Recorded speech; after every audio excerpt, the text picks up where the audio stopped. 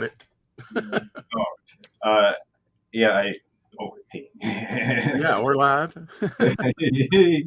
We're live with HexAllen Comics here. Oh, How's it yeah. going, Mel? Good. I was about to give away some secrets, and suddenly we went live. How's it Have going to there? mute it on YouTube or we'll be hearing it twice, which might not be a bad thing. I want to thank you for being a big supporter of this channel and agreeing to come on today, Mel. Oh, Appreciate yeah. it. My pleasure. Yeah, yeah. I love watching you and your collection and your attitude, your whole attitude about the whole thing is, it's very welcoming, Well, I enjoy sharing my collection with others, and I've learned stuff through the process and found stuff through the process. I didn't know that I had any Kyle Ritter colored covers, but found some, a couple of weeks ago, showing them off with Shadowhawk, and it was quite interesting. Hey, Tree Goblin. Yeah. Hey, Tree Evening Goblin. to you. What's up, man? Hold on. He's in the UK, so it's late night for him. I gotta push a button real quick. Okay, you go right ahead, George Jetson.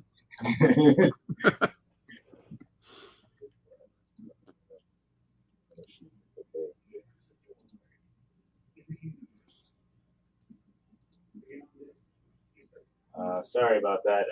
No problem. Just a second. Copy and paste.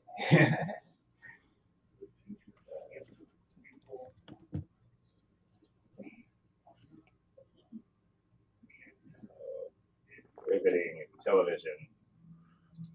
Well, that's okay. I'm dropping another link here.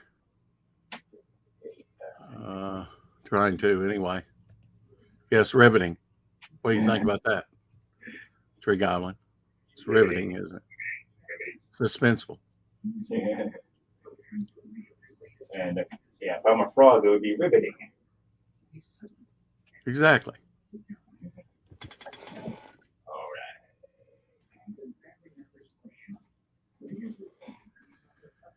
Oh, okay. Cool.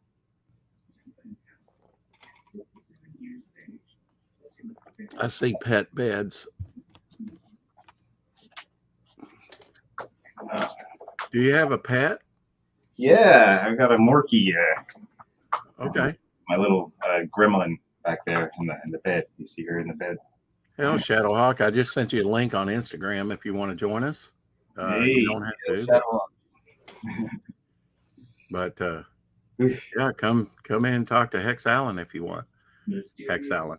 Of course, he spells Allen wrong.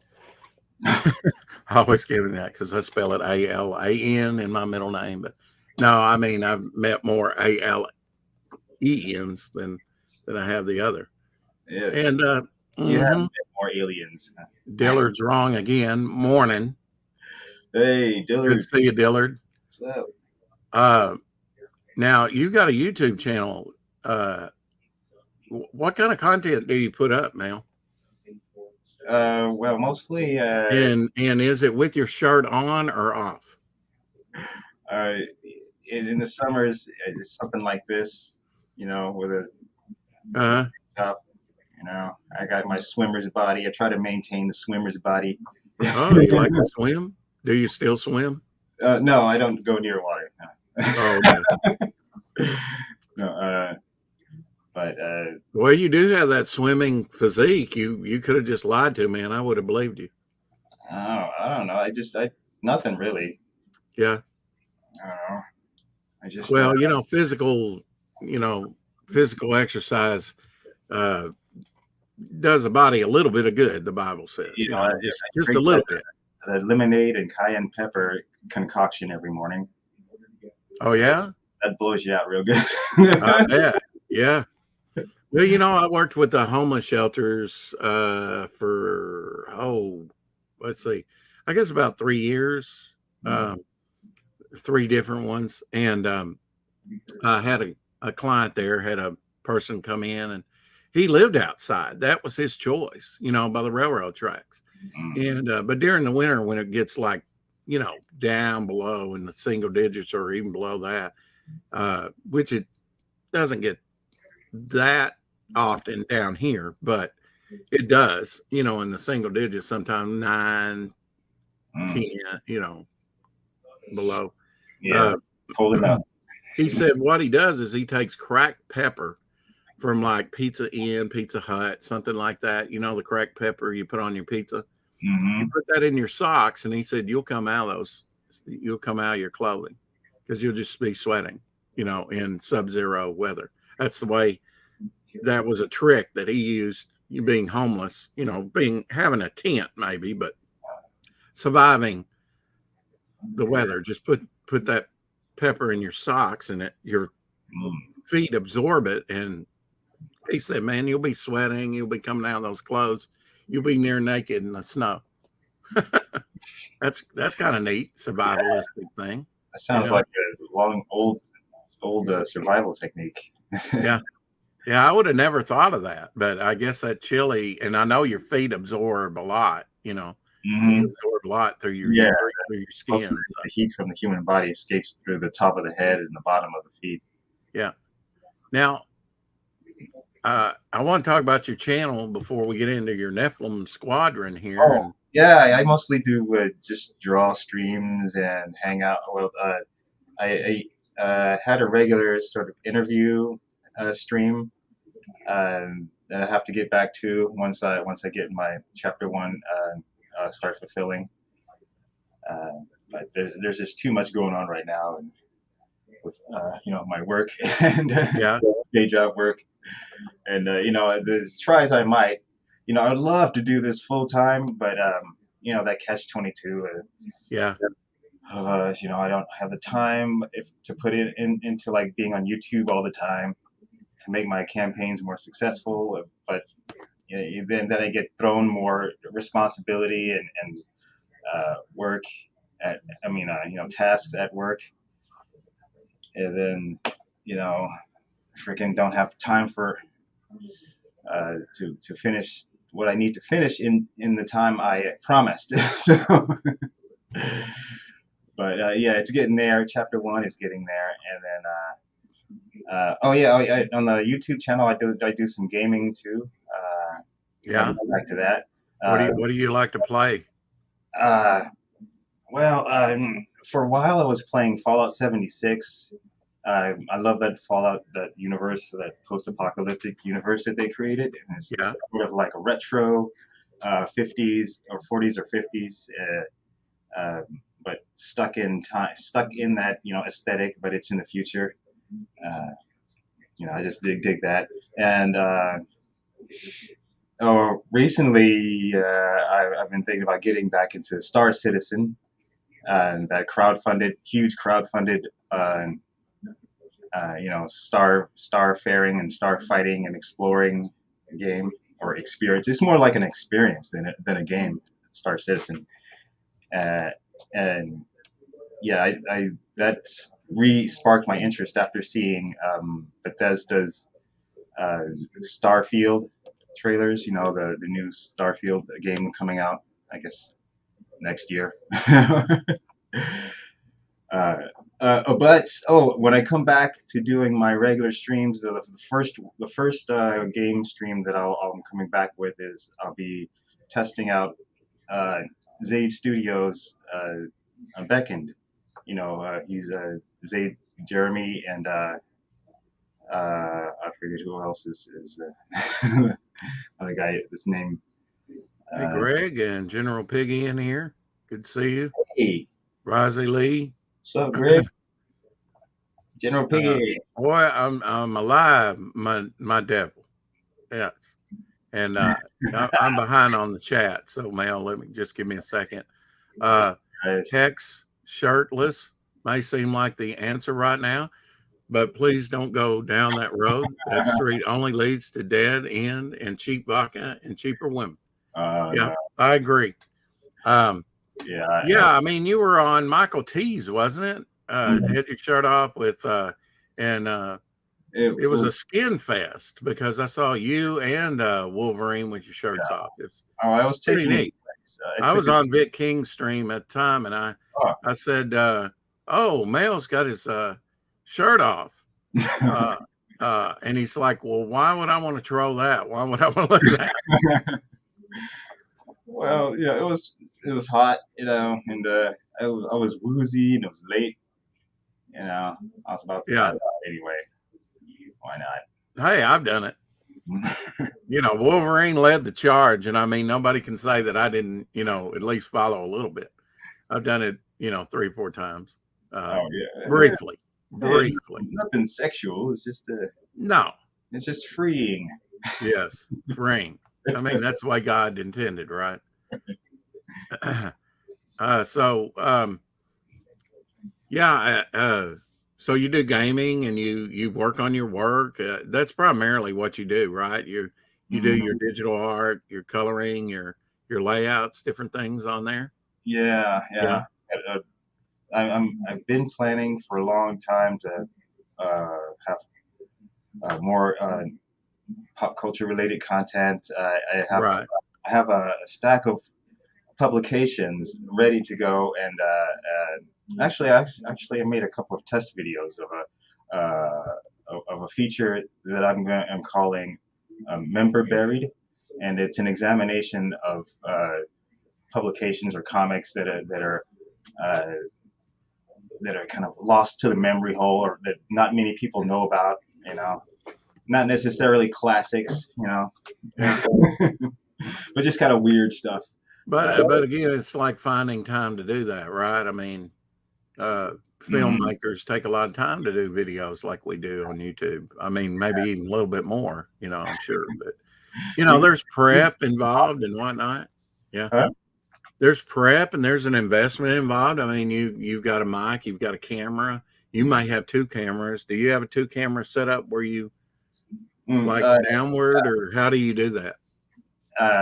Yeah, I have a multiple camera. Okay. Use my phone if I'm going live, and for recorded ones, I have my Nikon when I was doing the unboxings, and even that's a time-consuming production for me. So that's why those kind of stopped for now. Now, do you work apart from this? Do you work full time? I mean, are you working at least a 48-hour, or I mean, you don't have to answer that, but yeah, well, 40 hours, and then recently Yeah. overtime has been kicking in. I work a little bit a job that's a little bit better than that. I get pretty close to 40, but they never let you go over 40. It's considered part time, and it is seasonal. Over 40 is considered. Yeah, I mean, overall, what I do is seasonal. Yeah, I see. and it's been a short season this year. But boy, it's starting to heat up now. May thunderstorm over the weekend. But anyway, people didn't tune in for that, for the weather. But I do want to thank you for coming on today, and good night. No, hey, Gap. Just in time. We're just now getting revved up and started. How long have I got you for, Mel? Let's see. I have to leave around a little bit after 3. Okay. Yeah, you're on the West Coast. Yeah. Yeah. 3 my time. 3 your time. Well, right now it's 4:13 here. So what would that be? Have I got you about an hour, 2 hours? What? Sure. Well. Well, you just let me know when you need to go. Okay. You just need keep an eye on the time clock. And, yeah. Weather with Sexy Rexy. Yes. Everybody's saying hi. Yeah, so let's get into this. You first had NEPHILIM Squadron up on before I do that, I want to see I want a little background. Tell us a little bit about yourself, Mel, for people that don't know. I know you took well, I mean, like, do you want me to point it? Like, what's your favorite cereal? I picked these up, Fruit Loops, last night. Were you a Saturday morning kid that ate cereal and watched TV, or did you like chop wood, or what? When I was a wee lad, I guess I like a lot of the sweet cereals, but yeah. But my earliest best memories of a cereal were just plain old Raisin Bran, Kellogg's Raisin Bran. Oh yeah. Mm-hmm. And I know raisins are for old people. I think maybe I have an old soul. Uh, so, I know I do. but by the time I was like 10 or 11, I was into like the 80s cartoon Saturday morning cartoon serials like Mr. T, the Smurf. Yeah, Well, actually, I wasn't into the Smurf cereal. It tasted horrible. yeah. Uh, Mr. T was just a reshaped Captain Crunch. Most of them are kind of reconfigured. There's only so many, configurations they can find, right? Hmm. Oh, For sure. Pac-Man was pretty good. Pac-Man was Yeah, just Lucky Charms yeah. cereal. Basically, yeah. Probably made by the same people. Yep. So, Right. so Oh, what were kind of some of your influences, and how did you get into comics? I mean, I know for me it was cartoons mm, first, and then comics and magazines and things. yeah. For comics, it started with Batman. The TV series. The, uh, from the '60s. That. Yeah. Uh, and at the same time, I was watching like Speed Racer. So that was my first experience with first. Wait, do you hear something in the background? Yes. Oh, well, Yes. let me take care of Must be the dog. that. Oh, Tomorrow we'll have on Vic King. He'll be showing everything in Devil Flyer that I've commissioned for him. Well over 20 20 pieces. Well over 20 pieces. Uh, yeah. So right, right, Superman, Batman. The old George Reeves TV series. Even before I was Black ready. and white and color. Yeah. What? Oh yeah, they were in color, right? The Yeah, Superman. yeah. The lighter ones that were in color. I forgot Yeah, about. yeah. The first few seasons are in black and white. Yeah, that's right. Because this was the 50s. That was early. I mean, hardly, I would say it was kind of like my family, the late 60s to the early 70s before people had TV sets. They Mm-hmm. might have had radio, but not everybody had, especially newlyweds starting out. You got to get all that stuff right. And TV was a luxury. It was more like RC. I know our RCA was like a piece of furniture, Mm-hmm. you know. I remember having to get up at my dad's command to change the channel. Yeah. I was or the or just the rabbit ears or something. right, Yeah. right. Or occasionally have to go up on the roof to do the antenna, Mm-hmm. maybe. Jeez. Rising's down there in Australia. He probably doesn't know what we're talking about, No, of course but he's gonna know maybe Superman. Oh yeah, and then the Spider-Man live action show, and then the movies that came out, the early movies from the yeah, late 70s. Yeah. uh, Where it looked like actual rope or something mm, coming out. yeah, Yeah. And he had web slingers. And yeah, he was a pretty good early, Marvel actor that did that. yeah. I enjoyed those too, and you could tell, that was you could tell after Stan Lee kind of left Marvel that he got into that, pushing for the movies, TV set, trying to set all that stuff up. It took him a long time, but he did it. And I was glad he lived long enough to see the success of the Marvel movies and Mm-hmm. actually to have little cameos in there, kind of like um, Alfred Hitchcock. Alfred Hitchcock was in all his shows and movies, little cameos. Yeah, well, they could continue with that with deep fakes. They could. Yeah. What was your favorite cartoon, Mel? Mm, Oh, ah, It's hmm. hard to pick, huh? I guess overall it would have to be the one that that started it all for me will be Robotech. Okay, Robotech. I've actually got some of that on tape. Yeah, Uh, it's some of that good late '80s, early, around GI Joe time, yeah, that was early. Thundercats, Ho, and so many others. Some good, some bad. Brave Star, Mm, She-Ra. That's going back there a little bit with He-Man. uh-huh. She-Ra, Princess of Power for the Yeah. girls. Yeah. and then the wonderful toy stuff they Hammond, tried to sell you. that's right, Nicholas Hammond, Yeah, the name of the actor. It's always on the tip of my head. yeah.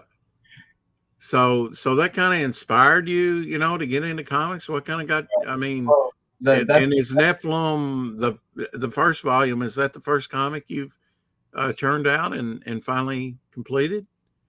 oh yeah, that's Yeah, there are other like little short pieces like 5-page made up stories that I did that yeah. no one's seen except they're on my my Gilded server. Did you grow? Did you not grow? You don't grow a comic. I guess you could, but anyway, um, did you draw? I know I drew my own comics. I'd take just ruled paper, fold it, and staple it, and there was my book. And then I would put the panels in and everything. Did you make your own comics as a kid? Oh, you mean back in the day? Yeah, homemade comics. Well, yeah, but I would just draw them on just a illustration paper, not real comic paper, and then with the hopes of scanning them in and getting them published later. But like folding and making anything like that, I've not done that. Now, did Nicholas Hammond, Gap might know, did he that he was different from the guy that played the early Captain America movies? Because there was like two Captain America movies, and I think in the second one, or maybe the first one, Christopher Lee was the villain. Christopher Lee that played Dracula for the Hammer films and Mummy and all those. Yeah, Yeah, Count Dooku. yeah. Count Dooku got his hands cut off. So what's happened when you cross the Force? You go over to the dark side. What about movies? Real quick. You like Star Wars? Are you Trekkie? Are you both? You like sci-fi? Yeah, I'm both. Yeah. Star Your Wars. project has a sci-fi bent to it. Okay. Why Nephilim Squadron? Out of all the projects or all the genres, why Nephilim? Why Nephilim Squadron? Mel? Why the name? No, just why the project? Why? Why everything? Yeah. Well, this is the one that I've been working on for on and off for a long time since I was my late teens, Oh, wow. and I have a early version of it. I did a complete first issue um, that I finished in like the early 2000s, but I didn't do anything with it because I didn't think it was good enough. Right. So I kept developing the story, and then world building up until I guess around 2017 is when I started taking it more seriously, and then See you, Sin Killer. crowdfunding around 2018, like comic book crowdfunding. Yeah. Sin Killer says, "Good night, Hex. It's Hey, bedtime, so take care." hey Mark. Christopher Lee was a commando too. Oh yeah, he was a spy. I'm aware of that. And that Julia Childs was too, the cook on PBS. Julia Childs cooking here. We're going to put the turkey and baste it with butter and yeah. She And was a spy. She was a high up spy during World War II. In fact, James Bond was partially based on Ian Fleming's cousin, Christopher Lee, halfway based on him and his life. Wow. Yeah, so Christopher Lee is the living embodiment of at least part of the ideal for hey citizen Hey. for James Bond. Anyway, let's get into this. I do have Nephilim Squadron. I have to bring it up here. I had to hit share and all that. But so how long has your campaign been running now? mail up on here? This one launched in. Oh my God. What's wrong with October? I don't remember. When did that Okay. launch? August. Yeah, it launched in August. August last year it launched, and went. Well, it says okay, August, and then it ended October 27th, Yeah, went into and went demand. in demand. Yeah, a mind-bending hard science fantasy graphic novel. So you have science fiction, or Yeah. would you say science fiction, or is It it more science fantasy? well, the fantasy part is kind of trickles in. Yeah. It begins like more, I guess you would say, conventional science Uh-huh. fiction. What are your artistic inspirations Oh, for your comic work? well, for this, uh, I would just say overall, uh, I just try to do my best to do, the best line work I can, and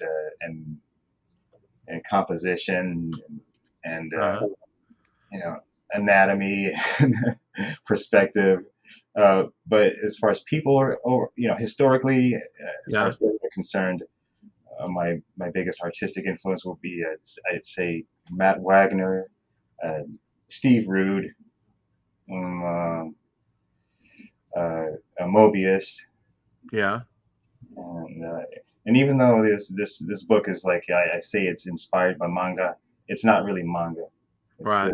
it's inspired by it, but Yeah. I'm not doing a manga book. How much does your gaming come into this, influence it? Any Uh, at all? Not really, not much. I mean, Yeah. well, this is the story. My writing is not really informed by like game writing, or like, like DM, D&D, and Okay. game mastering, or anything like that. Or Yeah. it's more influenced by literature. Yeah. Well, what type of stuff do you read? Well, my favorite author is Don DeLillo. Oh, Uh, I thought he Neil was going to say Stevenson. Don DeLuise there for a minute. No, Don He's a DeLillo, he's comedian. like a real heavyweight literature, modern literature guy. And like Neil Stevenson, he does some sci-fi, but it's uh, Were you a reader as a kid? pension. Were Yeah, you an avid reader as a kid? yeah, big time. Yeah. Yeah, I was an English minor in college. Oh, okay. So Uh, see, you have some editing skills. I think so. I mean, Yeah. And writing skills. Do you consider yourself a writer? I would consider myself a better writer than artist, but that's up Yeah, to. I do too. It's Yeah, I'm really up to finding the that reader out. to Yeah. decide. I'm not Yeah. going to sit here and say, oh, I'm a great writer, but I think I am a better writer than artist. Yeah. Uh, what are we having to drink there? What is it? Black coffee, as always. Black coffee. Okay, so you're a coffee guy. I'm so Yeah. cut. Well, I'll toast you then because I'm having some too. Now, you don't put anything in your coffee? Never, Yeah, never. I don't. I don't either. Real men used to, and women used to drink coffee just straight up. I think my dad brought me up that way, I guess. And now we have to have caramel, milky, sugary mess. Yeah. I did try something different the other day. Those little things that you put in water that are flavored to flavor your water. I tried to put that in there, some black cherry, just to see what it would taste like, and it just sugared it. And I was like, I don't like this.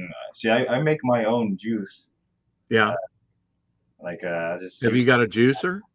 Yeah. I Yeah. got free juicers. Yeah. Then, then I put I don't those. know what that is, Apex, but come on, man. Once you're black, you never go back. What the hell? Apex. Hey. But I know you definitely would like to get some more supporters for Nephilim Squadron. It does look like a good project. Yeah, I'm going to have to share that again because I kicked. Nah, let's see. I think if I do that right there, bring it right up. Okay. So let's just watch the trailer real Oh, quick. okay. Hey, you, sci-fi fan. Are you finally ready to have your head explode? Never before seen sci-fi action. A strange new world. Exotic technology. Kick-ass characters. And a story that will turn your mind inside out. NEPHILIM Squadron, Volume 1. Available now on Indiegogo.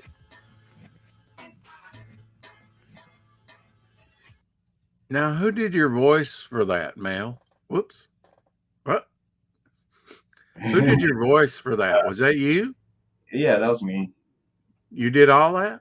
Yeah, Okay. just a quick and dirty little teaser.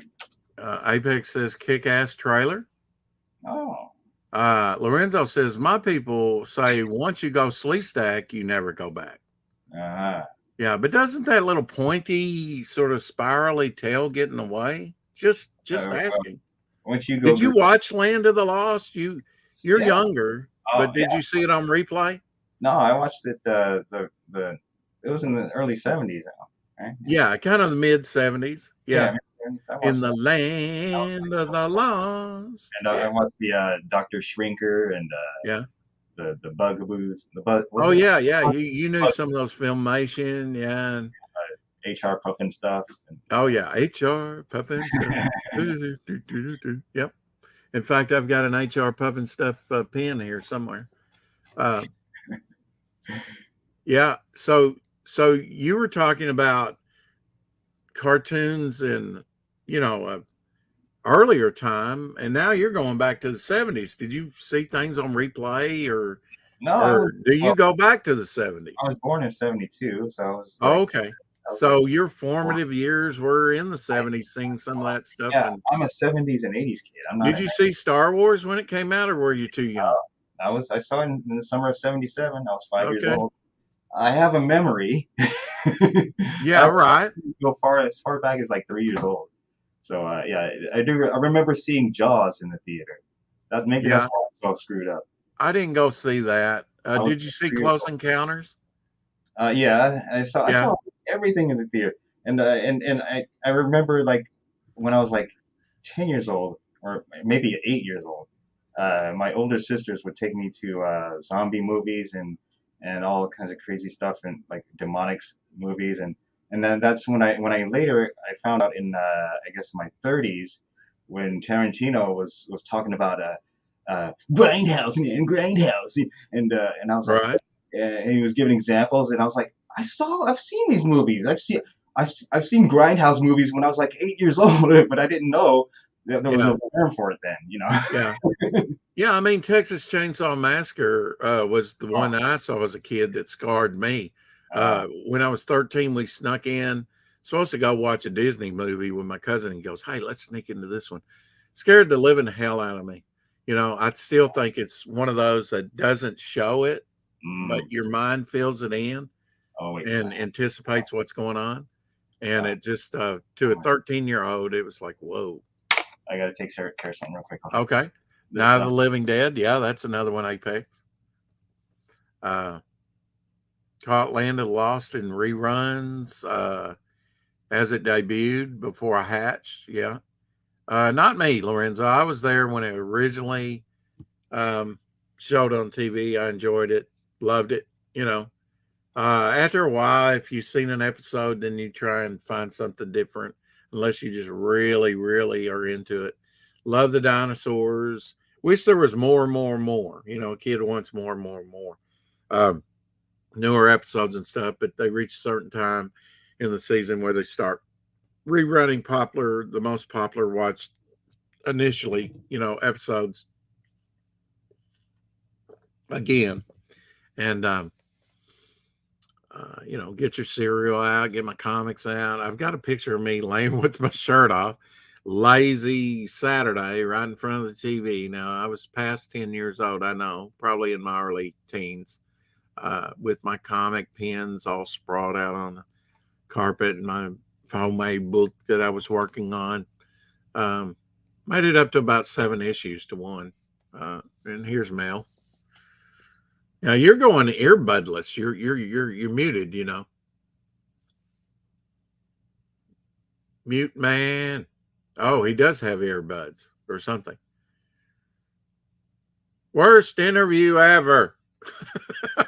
No, Rozzy says the Devil's Prince is gatekept like Totally unprepared. I thought Tajano on the field. light day at work, but it's like, Oh, you're good. but yeah, I'm Yeah, cool. I'm digging on your cap, your camouflage cap. Oh yeah, I'm going. Lorenzo says, I saw Empire Strikes Back and Return of the Jedi in the theater. I didn't see the first Star Wars in the theater till I was an adult, but it was the crappy CGI special edition. Yeah. That was some good rebranding, though. After 10 years, reissue them again and make very minor changes, really, and explosions and different things like that. I mean, probably the most major one was in Empire Strikes Back, where they put in Jabba the Hutt. That scene. Yeah, I didn't like that. You didn't like that? Or where he steps on his tail? Yeah, he steps on his tail. Yeah. It took me out of it. I mean, some of the things that they do afterwards take you out because I think you rewatch and watch and, you know, the original. But I mean, you know, he's really benefited because it's like, oh, VHS, and might have even got on Laserdisc, the first one. Hell, I don't know. But then you have to, I got to get DVDs, and now I got to get Blu-rays, and I got to get high def. You know, it's just rebranding. It's a never-ending cycle. Yeah, 8K. Yeah. Get ready for 8K. Yeah. Now, what is the size of your book, Mel? How large is this monster going to be? It's 80 pages. But okay. The funny thing is that I was thinking of some of the shoe leather parts, a couple things it might be a little bit longer. So isn't that how it always goes with these crowdfunding? Well, apparently, because I've expanded on mine, I'm gonna see, you know, get down the road and see. I know it's going to be a minimum 48 pages. Do you agree that 48 pages is probably the minimum if you're going to charge a premium for a book? How much?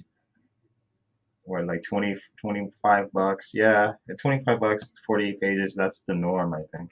Yeah. Mm. Yeah. I mean, you wouldn't want to give less probably for 25 bucks, you know, a smaller than 48 pager, would you? Yeah, absolutely. But mine is 80 pages and the base tier is 30.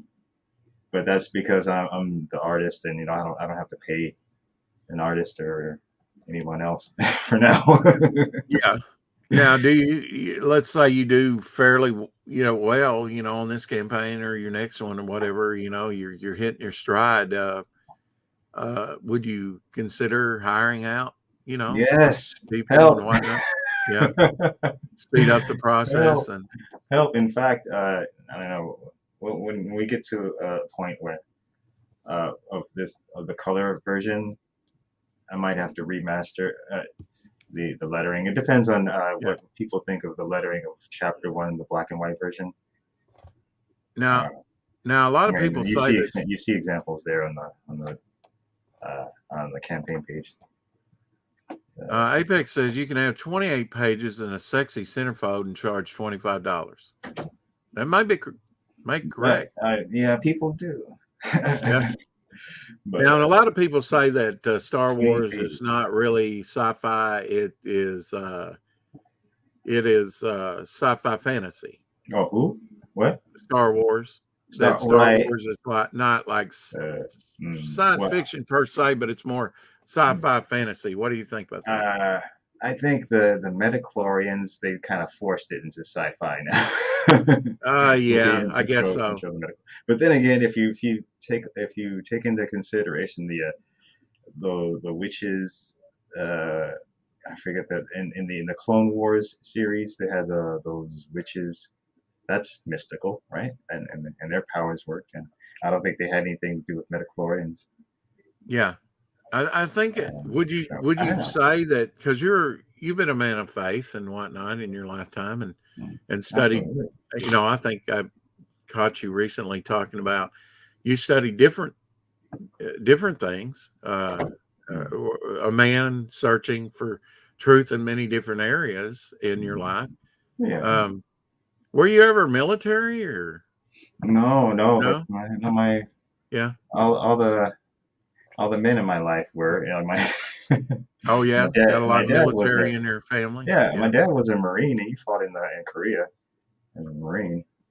And Space opera. Yeah. my grandfather was my my maternal grandfather was in the Navy. My paternal grandfather, he was in the Army, and he became a preacher later, and Yeah. Now had I've his own heard you church for talk a about while. that too. Yeah. Oh yeah, yeah. Yeah. Now, didn't you say you were part of Jesuit at one time? Mm. Yeah, I'm a graduate of a Jesuit university, Okay. but I'm not Jesuit. I'm not Catholic. Right. I was raised Baptist, I but was surprised to hear that when my mother was a very little girl, that for a short time she went to the Catholic school. uh, Uh, Tree Goblin says sci-fi followed real physics, fantasy doesn't. mm. Yeah. Well, yeah, I guess that's questionable in my book. So yeah, I guess Yeah. it's fantasy because the fighters, the craft, they're not airplanes. They So, operate more like UFOs and hover around like hummingbirds, and yeah. and they use it, the magnetic grid of the planet to fly around like UFOs.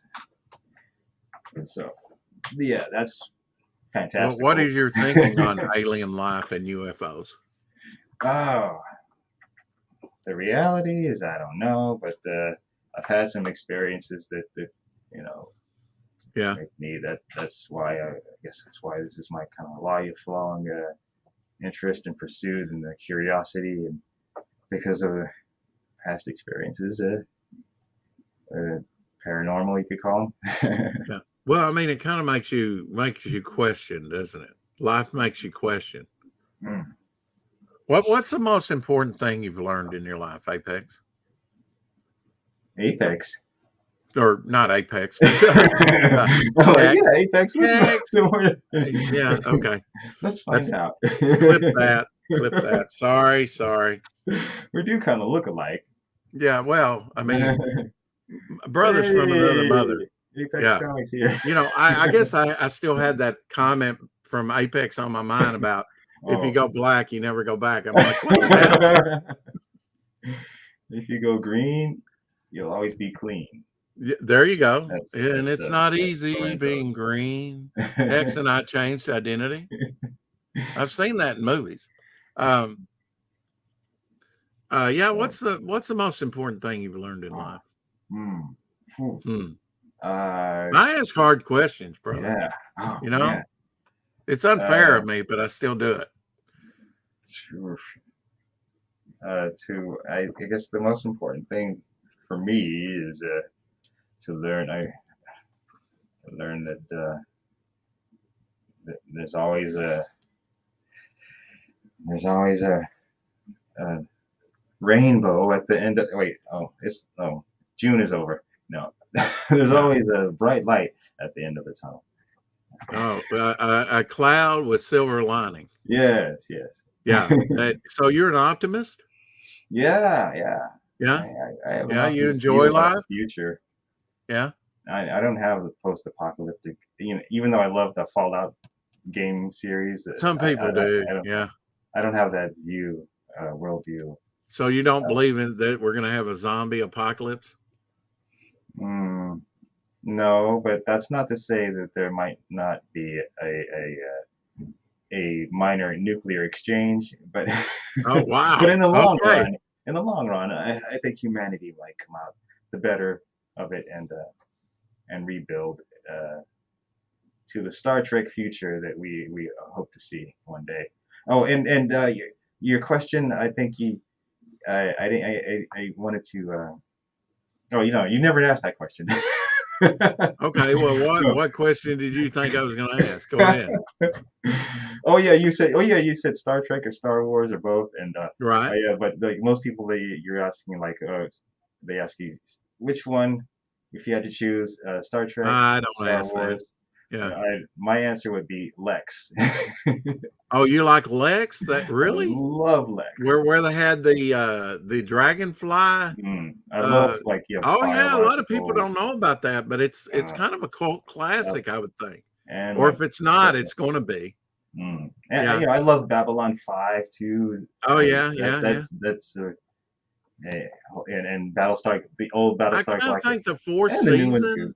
I know they built up because he had it written like a million years in the Michael Stravinsky, and he's doing a remake. Did you know that? Yeah, That it's yeah, and of course most of the principal characters that were in the first one have already passed away, sadly. yeah. That's so But sad. so they can't do cameos. But Yeah, I know yeah, Box Claudia Lightner. Claudia I saw Christian is still alive. and Box Lightner, Yeah, and he was in Tron. Tron was an awesome movie. yeah. Yeah. And then so was, Oh, the guy that had the hair, the ambassador that had the hair oh yeah. in Babylon 5. He Uh-huh. was in Tron too, but he gets killed off early in the movie. Oh, right. Yeah, Yeah. he was in Tron. Uh-huh. Yeah, with Box Lightner. I love So they'd the acted previously together before. Oh, he was a great actor, and I love his interaction with Yeah. the other lizard guy. Well, I think that he centered the whole story around him. Mm, I mean, I think that was his intent. Now, I think it kind of went down like in season 4 when they were doing the telepath war, the telepathic oh, thing. yeah. They kind of I just didn't get it with this guy with long blonde hair and kind of manipulating. I don't know how much of that you watch, but they I got all mean, 5 seasons, and then they did like 10 movies. oh yeah, I didn't watch the movies actually, but Okay, I saw all the seasons, and like, but the last half of season 4 and all of season 5 were forgettable. there I you just go. forgot. Lex, greatest sci-fi show of the Yes, 90s. Would you yes, agree with that? I do. I mean, well, I don't know about the greatest. See, there's a Yeah. difference between the greatest and the favorite. Gap says It's yes, my behold favorite, but I Battlestar can't say it's the Galactica. greatest. Yeah. Yes. In Star Trek Search for Spock, his soul got stuck in Dr. McCoy's body. Yeah. When he does the Vulcan mind meld. Yeah. Yeah. Kind of like a switch, like the old episode Spock's Brain, where, he becomes more anatomic and, where they're controlling him by a dial, basically. Because his brain's watching gone. the new Star Trek, Strange New Worlds. Uh-huh. Have you been watching that? No, I don't have inward streaming. Has it been good? Do you like it? I have mixed feelings. Yeah. It's an improvement over Discovery for sure. And Picard, I couldn't get past the first 2 episodes. I'm like, I hate what they're doing to my man. But Strange New Worlds is Yeah. like, I would say it's worth watching. It is worth watching. Yeah. I kind of anticipate watching each episode every week. But Rex Hex and Apex has a ring to it. Hey, Rex Hex and Apex. Hey. Yeah, right. There you go. Yeah, brain. What brain? What is brain? Yeah. Brains. Yeah. Now, did you watch Discovery? Star Trek Discovery? I watched it up until like the. Pretty woke, huh? Yeah. Yeah. I watched it to torture myself. Yeah. What the hell did they do to the Klingons? I couldn't do it anymore after there was this one episode where there was just way too much back padding. Have you been watching Orville? You're so great. Have you been watching Orville? Oh yeah, I've been watching that. Yeah. It's been fun. Pretty good on Hulu. It's fun. Mm-hmm. Yeah, been pretty good. Yeah, they had the reverse trans rights issue. Less Hmm? comical like the first season, more Uh, serious like the second, or is it a it's mixture? it's I would say 30% less comical. uh, Okay. there are some humorous moments, but uh, well, the last two episodes I think have been real issue heavy. Uh, last night's episode, yesterday's was the reverse trans rights issue in the 23rd century episode. There you go. Apex says, yes, let's get the Rex, Hex, and Apex show rolling. Yeah, I Yeah, like it. I like it. that'd be cool. We'll do it. Yeah. And then actually, we could do it Why didn't we think rotating. of this earlier? We could do it rotating, kind of like Topicless does, in between two Yeah. people. We could or the professionals, Mm, Hex, you could do it one time, I could do it, and Apex could do it on his channel, just different times. Oh, and Yeah. maybe this way, this could be an easier way for me to show my rare garbage. Yeah, I mean, not garbage, collectibles. Okay. Trash confirmed. Yeah. Yeah, now let's go back to your Nephilim Squadron project. If I can de-big in it here and then kind of scroll on down. You've got 61 backers thus far, 3508. Hmm. Well, and 40 backers. So you picked up like 21 backers since it's ended on October. That's Oh, pretty good. yeah. Um, so give us your here's the pitch over here. Like American Flag and Heavy Metal Magazine. What give me your 30-second pitch real quick. Well, uh, oh yes, Nephilim Squadron is a And science you fantasy can war. crack your knuckles. All right, too late. I'm loose Okay. now. Yes, Nephilim Squadron is a science fantasy war epic that focuses on the personal journey of a clone pilot's desire for a soul. And the setting is on a planet colonized by humans in the 28th century. And a civilization and nations were formed over time on this planet. But in recent years, the civilization has been fighting a war with a quickly evolving native species.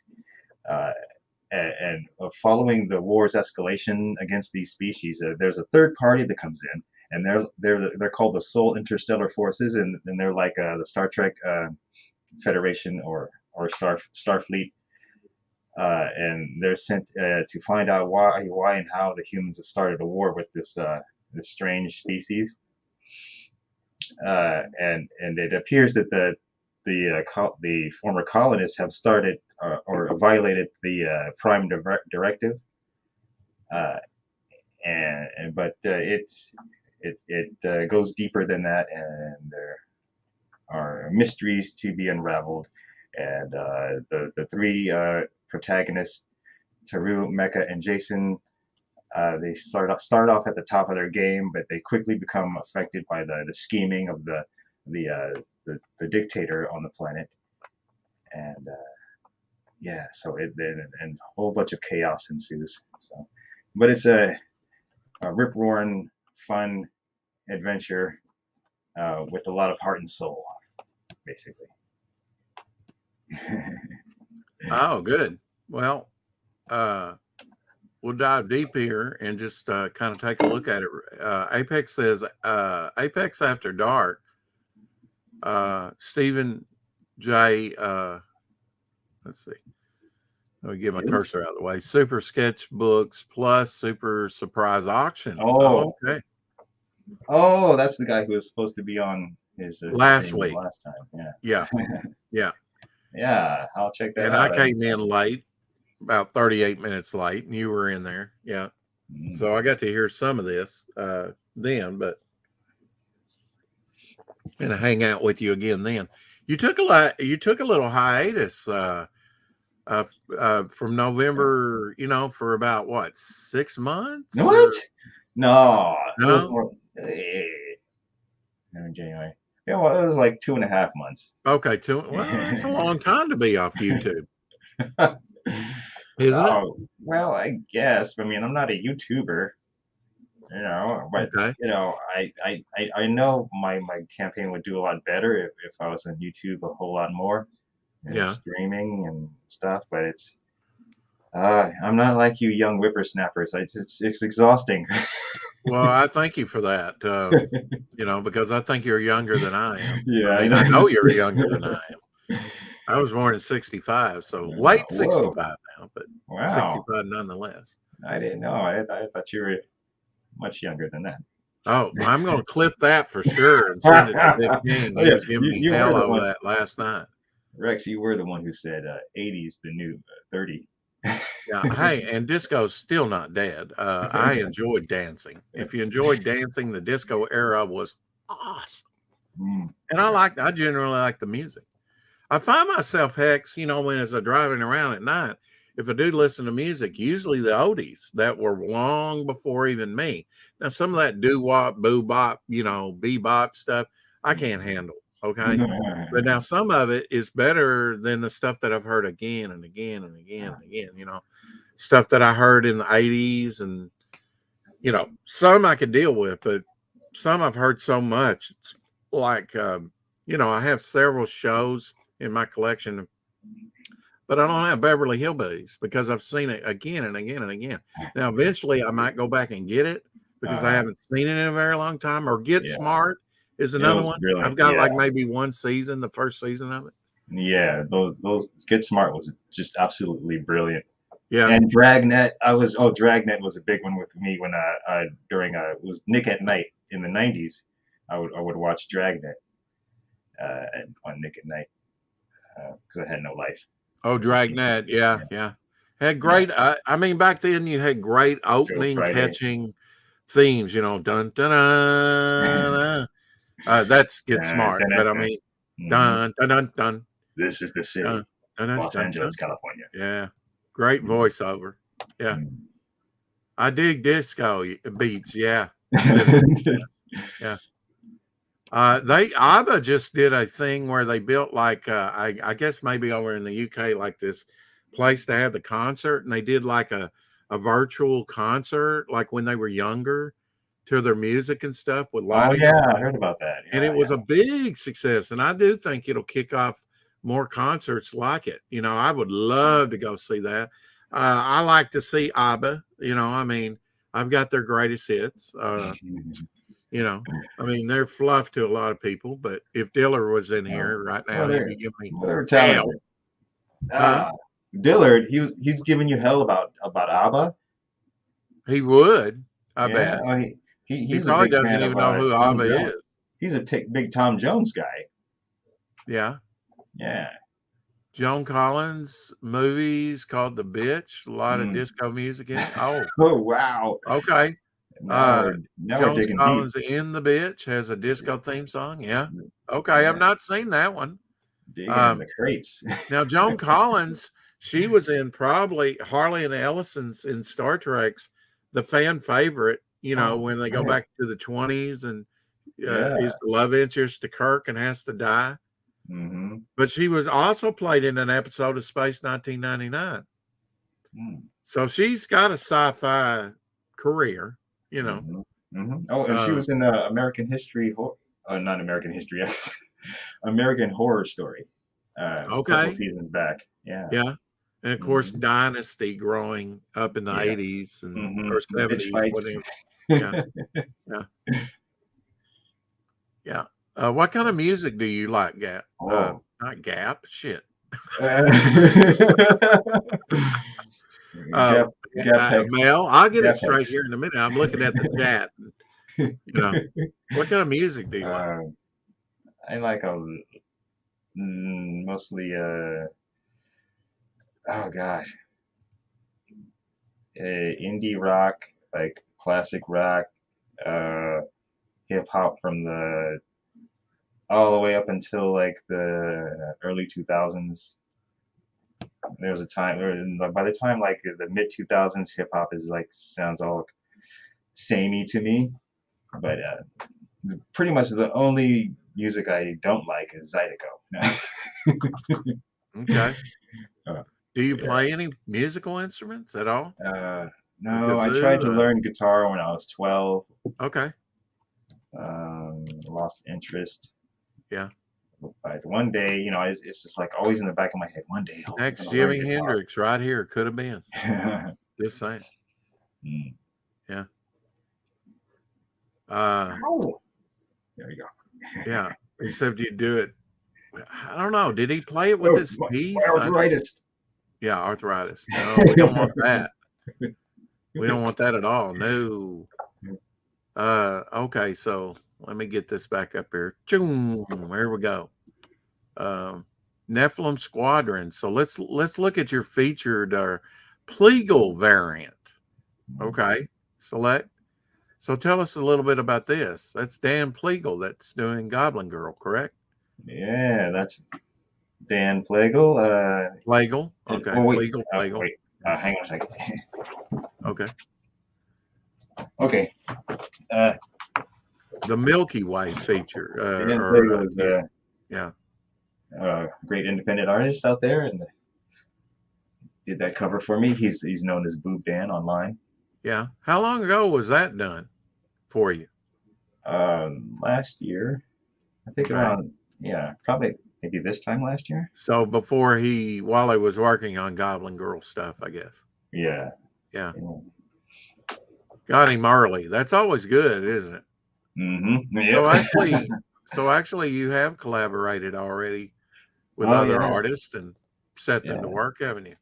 Oh yeah. In the last campaign, I hired a handful of artists to do trading cards, pictures. Is that the holodeck? Oh no, that's something different. Yeah, Okay. I'm talking about the last campaign. Oh, okay. Yeah, the holodeck in this one is just the PDF. Because you've had part of Nephilim Squadron up before, haven't you? Up on a campaign. Yeah. Were you Wait, surprised or excited about how that campaign went? Yeah, I was totally shocked Yeah. that there was any interest in it.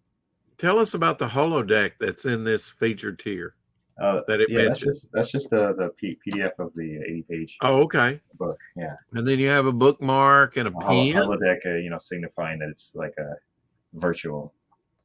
Is that pen like an enameled pen? Yeah, like just a Okay.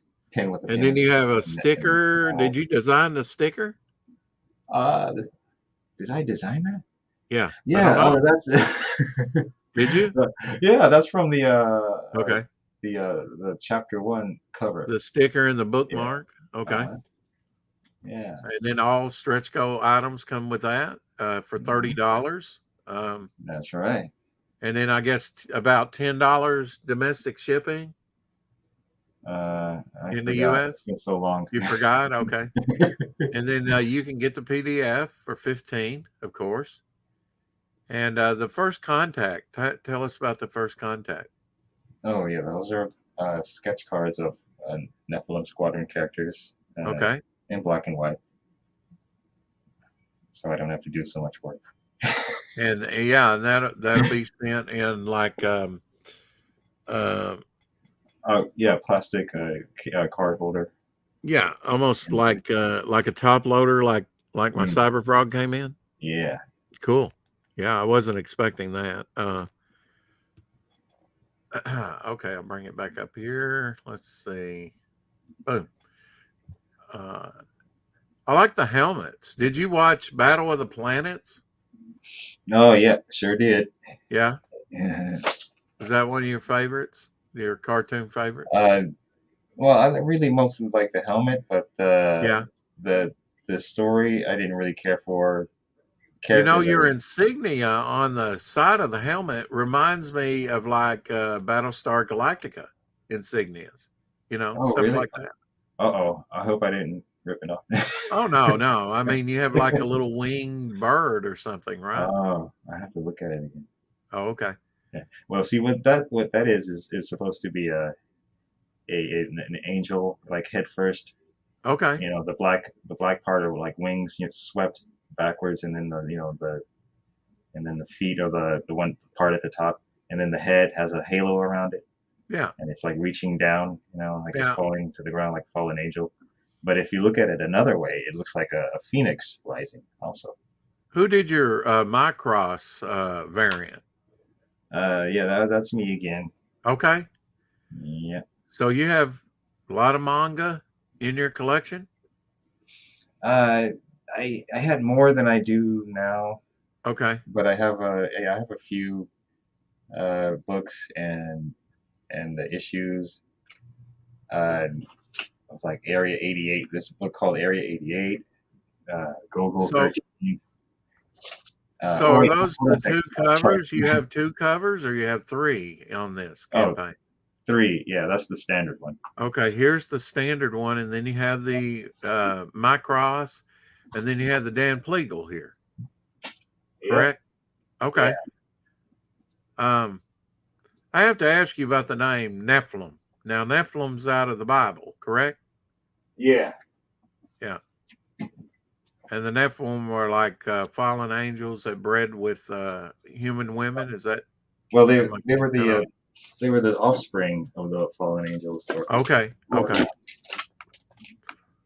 Sorry. This is the last time. Okay. There. I like Right what now. is this? I like gangster grass. They combine hip hop with bluegrass. Oh my God. I can't Oh. even imagine that. Uh, Cool I've jam. heard that before.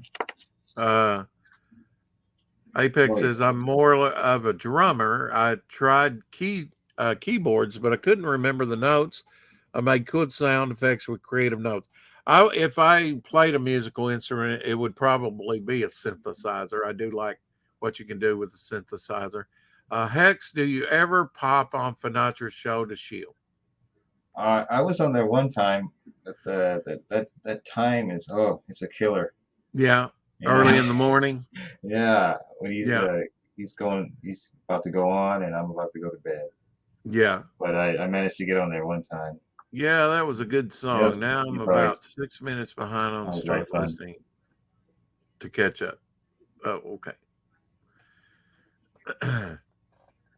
And when I catch Finn's stream, it's usually like the last hour when I'm waking up. Yeah, this standard cover. Now you did the artwork to that, correct? Mm-hmm. I really like that. Oh, You know, thanks. yeah, I really like that. Looks like a pretty darn thick book. I Yeah, mean, I know that's just a the mock-up, mock-up. right? Yeah. Mm-hmm. That's estimated like 80 pages there. How do you do a mock-up for that, like that? I just created it in Photoshop and Okay, kind of like tilt the image and then make it look like a book. Yeah, and you use adjustment layers to like make shadows Yeah. and you like bend the object and like fit the image into the object, so it sort of has that bend in the perspective. Boy, I need to hire you to do that for me for my campaign. That's awesome. I've seen it before, but I've seen it before. It's done it all the time. Leaving the world, you leave the world behind. Anyway, what's the Virgin standard here? Heavenly Bodies 1. Oh, that is the standard cover with without the trade dress and no logos or titles.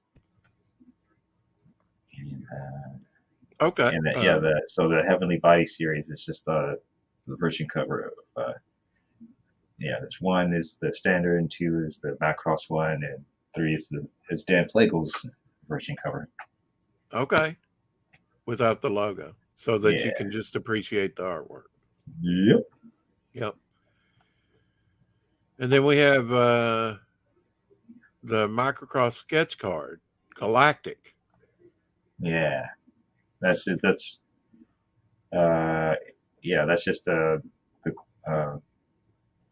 all the $55 tiers are just for the sketch card. It's the same thing but with a sketch card. Oh, okay. Okay. Okay. So the Interstellar, yeah. And then you have Universal. Yeah. You get 2 covers. Mm-hmm. And a sketch card. Oh, I see on your creatures here what I call bottle opener, that they actually have eyes and a mouth. Yeah. Yeah, I love that. that it looks like a bottle opener. Uh-huh. I never Well, it does. thought of that, Yeah, but yeah. But now I didn't see the faces. I just thought it was like the forms yeah. till now. Those Yeah. other creatures up there with the Those sort of furry, projected mouth, or yeah, I they're like assume it is. Yeah, pachyderm sort of yeah. pachyderm bears or something. I don't have a name for those. Yeah, well, after seeing this, and I mean, kind of like looks like blueberry flowers with faces. Mm-hmm. Stuck in a screaming Yeah, yeah. position. Yeah. Transdimensional. That's about everything, isn't it? All three Oh yeah. covers, and it Mm-hmm. comes with sketch cards. Everything above that comes with sketch cards, I guess. Yeah. Multiple realities, a retailer pack. I think that's important too. Mm. A lot of campaigns don't do that, Hex. They don't put retailer packs for multiple issues, and I do think it's important to do that. Yeah. What the heck? And then original page of artwork. Now, will they get to select which one they want Oh yeah, yeah. if it's available? Yeah, yeah. Okay. And I'll have a whole bunch of like some of the exciting pages. Now, will that be dialogue free? It'll just be the artwork, right? Yeah, just the artwork. I did all the dialogue on that on Photoshop. Yeah. And be in the book. I see that you sold 2 that. Who's going to be in your book? Oh, Do you a remember? gentleman by the name of Sugar Chris or Chris Evans. Oh, Not okay. the Chris. Not well. He's the Chris Evans, but not the actor Chris Evans. Right. The Chris Evans is Sugar Chris, and then the other patron. Uh, uh, I don't know if I should give it. Well, see the thing is like Yeah, don't dox anybody. But yeah, I'm not doxing him, especially because like the dad got it for his kid, and he wanted his kid to be in it. So to be surprised. Oh, that's cool. He's a Yeah. minor. He's a minor, so I can't. I don't know if I should say like eating names or anything. Right. Yeah, that's But fine. he said it's okay, and even though he's going to die horribly. Oh, really? The kid's going to die? Uh-huh. Oh, wow. And the kid will I'll probably age him up. really jive on that. Your book will probably be the, his favorite comic because he's in it. He'll probably I'll take age it him to up a bit. school and show everybody. I gotta age him up, I think. he looks pretty Yeah. young. Are For the children first hard to photo. draw? I know some people can't draw children. Yeah. Well, I mean, he's not that young. He's like 16 or something. Oh, wow. Oh, okay. So, yeah, kill him real dead. Yeah. Now, back any physical You can tier almost and go get to this war. special homage print to Top Gun Maverick. Mhm. What's that all about? Yeah, I'm offering that through the month, through the end of August. Okay. For anyone who backs from now until the end of August. Now, did you watch the new Top Gun, which has been very, very successful? Not yet. Okay. I don't get out much, so. Yeah, I heard actually, like in its 3rd week, it tied for first. Mhm. Like it was unusual for a movie rarely to make like 33 million. And like it's 3rd or 4th week of showing, something like that. Yeah. So this is your main character here. People were hungry for that, They were really Jason Neal is your main character in Nephilim Squadron. He's the co-protagonist. Okay. How So you would have that's the villain. no, no, like you would have a Luke and a Han. Okay. there's Tarun and Jason. Co-protagonist. Okay. Yeah, protagonist. Yeah. Yeah. Luke and Han, Tarun and Jason. Well, it'd be Goose, right? Right. Yeah. Yeah. There you go. Yeah. Goose and Matt. Hey, I know my movie lore. Top Gun. There we go. Is this from the new movie? Yeah. Okay. Total ripoff. Yeah. Well, he's just so people know that I He's a just little watched. older right there than in the original, right? Uh, Did you like him early on when he was real young in Legend? uh, I like the movie Legend, Yeah. and but I always thought he was like annoying and corny up until uh, I guess Born on the 4th of July, and then people started taking him seriously. But Oh, then, you're gonna have to change this, Mel. It says special offer from oh, now through the month of July, and oh, now July you'll have to change it to August. oh yeah, yeah. I, Yeah, yeah. I go in I there for, and change that. yes, I forgot Do about it. Do it now. that. Sketch goes at 5,000. We unlock. And what was that? A secret print. Is that it right there? Yeah, well, that's a silhouette of it. It's gonna be Oh, okay. uh, Oh, lusciously okay. paint. It'll be lusciously painted.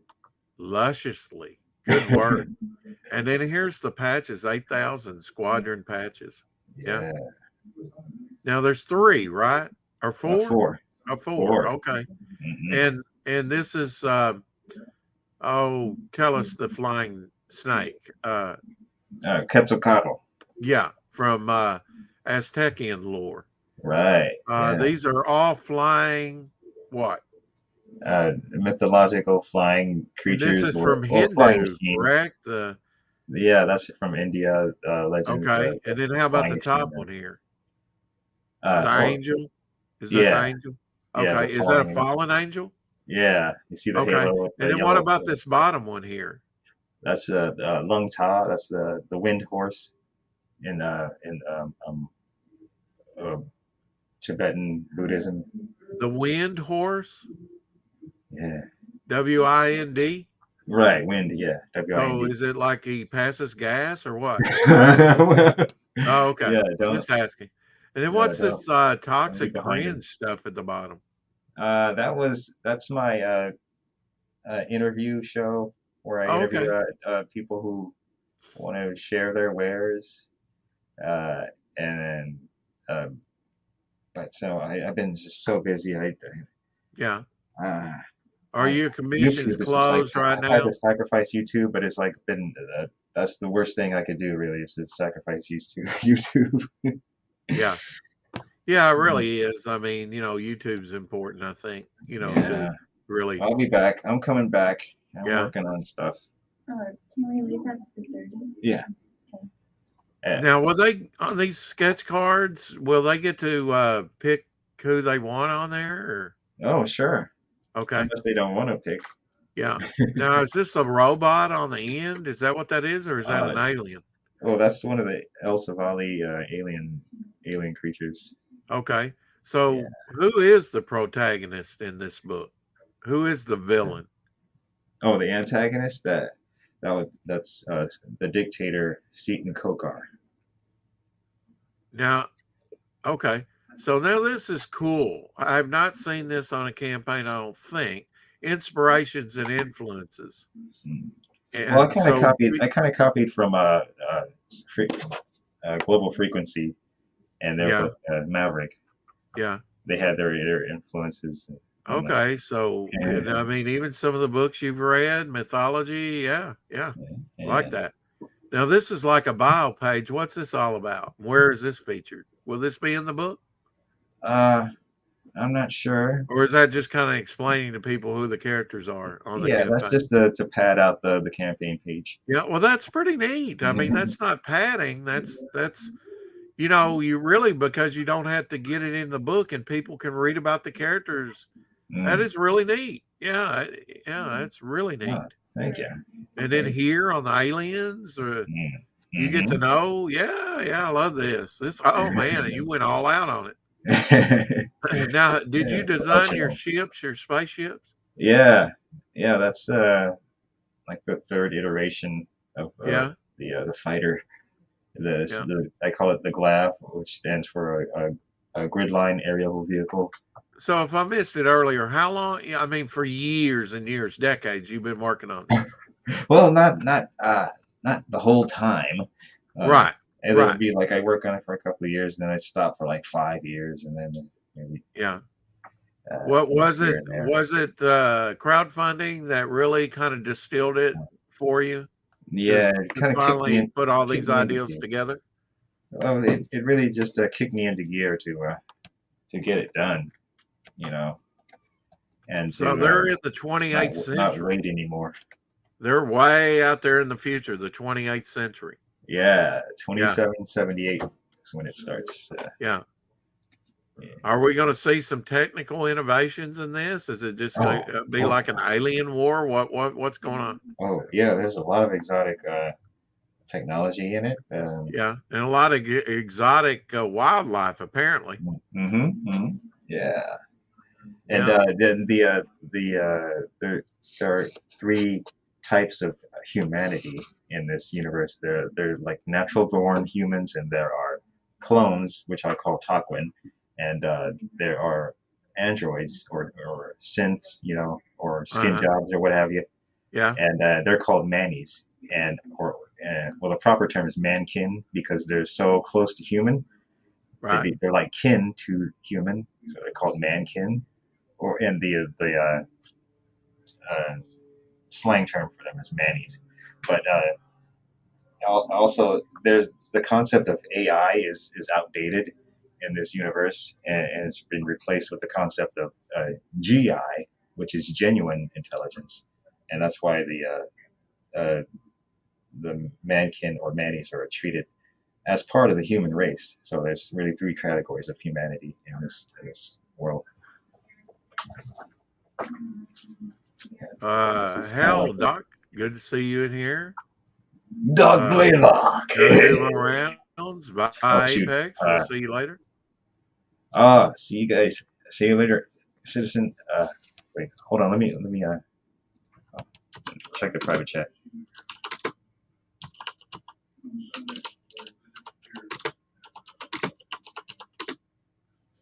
Top Gun Maverick was amazing. Citizen says I'm going to see it for a second time next week. Here's Apex's collector's box. Check that out.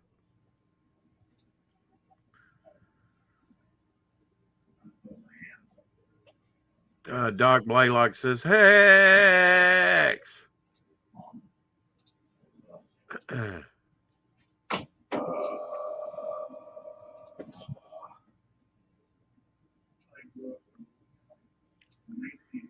So again, you know, Vic King will be on tomorrow. No spoilers, but there might be in our conversation together. He'll be drawing. He'll be showing off all right. the Sorry. all the Okay. commission stuff. Yeah. Oh, sorry about that. So how are we looking on time, Hex? Let's see, about 10 more minutes. Okay, 10 more minutes. We can do that with our eyes closed. In fact, I wanted to play the trailer one more time.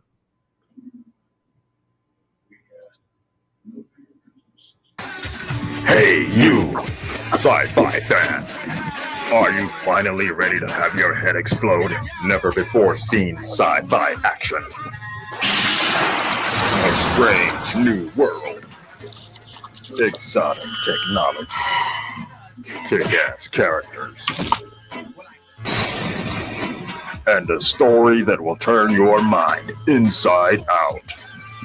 NEPHILIM Squadron, Volume 1. Available now on Indiegogo. You did a great job with that voiceover. I've got to say, it was good. Oh. Well, and all I did I was guess you did. You do your own animation in that and everything. Yeah, I did that in After Effects. Okay. And all I did was I just pulled an M&M. You know, I just doubled up my voice. Dillard wants to know what he missed. Plenty, Dillard. Plenty. You know, a lot. You get to learn about this guy right there. Every stream I go on, I reveal something new. Oh, are you going to reveal an exclusive here? I thought I did. Something. Oh, you did? Did I miss it? What did I miss? No, what did I? Oh my God. Oh yeah, since this is, oh my God, I should wait to bury the lead. since 4th of July is coming up, I'm also working on another special print for the 4th of July that I'll be offering for. Well, this is just the pencils of it. Oh, booty time. Oh my gosh. This is the 4th of July summer cover print.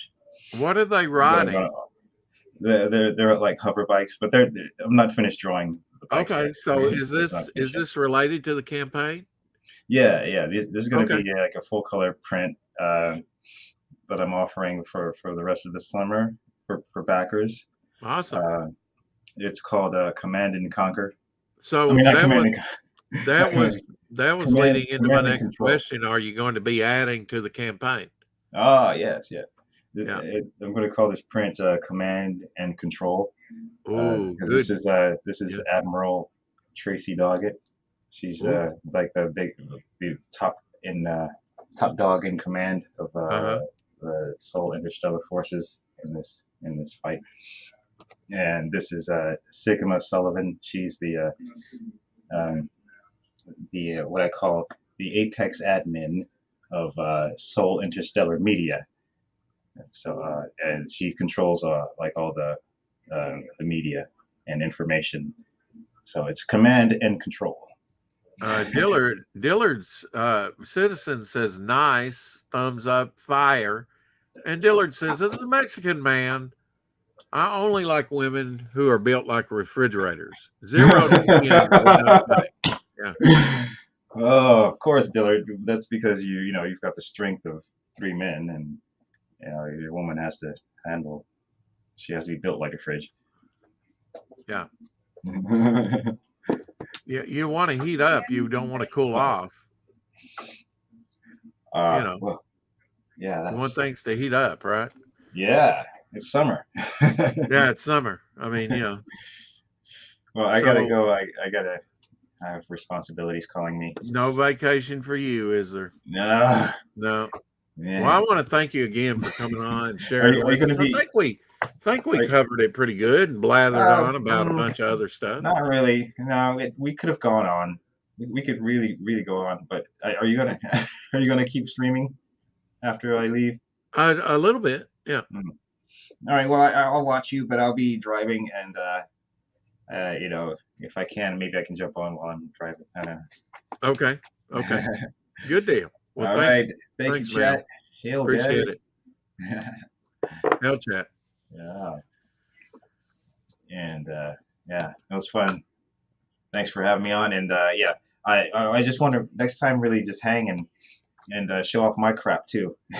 Oh yeah, that would be great. That would be great. I want to see you show more stuff. So stay on. And we're kind of putting together an auction and kind of a trading thing as well. So check back with us. Yeah, hell yeah. All right, people. Yes, and everyone remember to just take the first step and subscribe to HexAllen Comics on YouTube. That's all I want right now.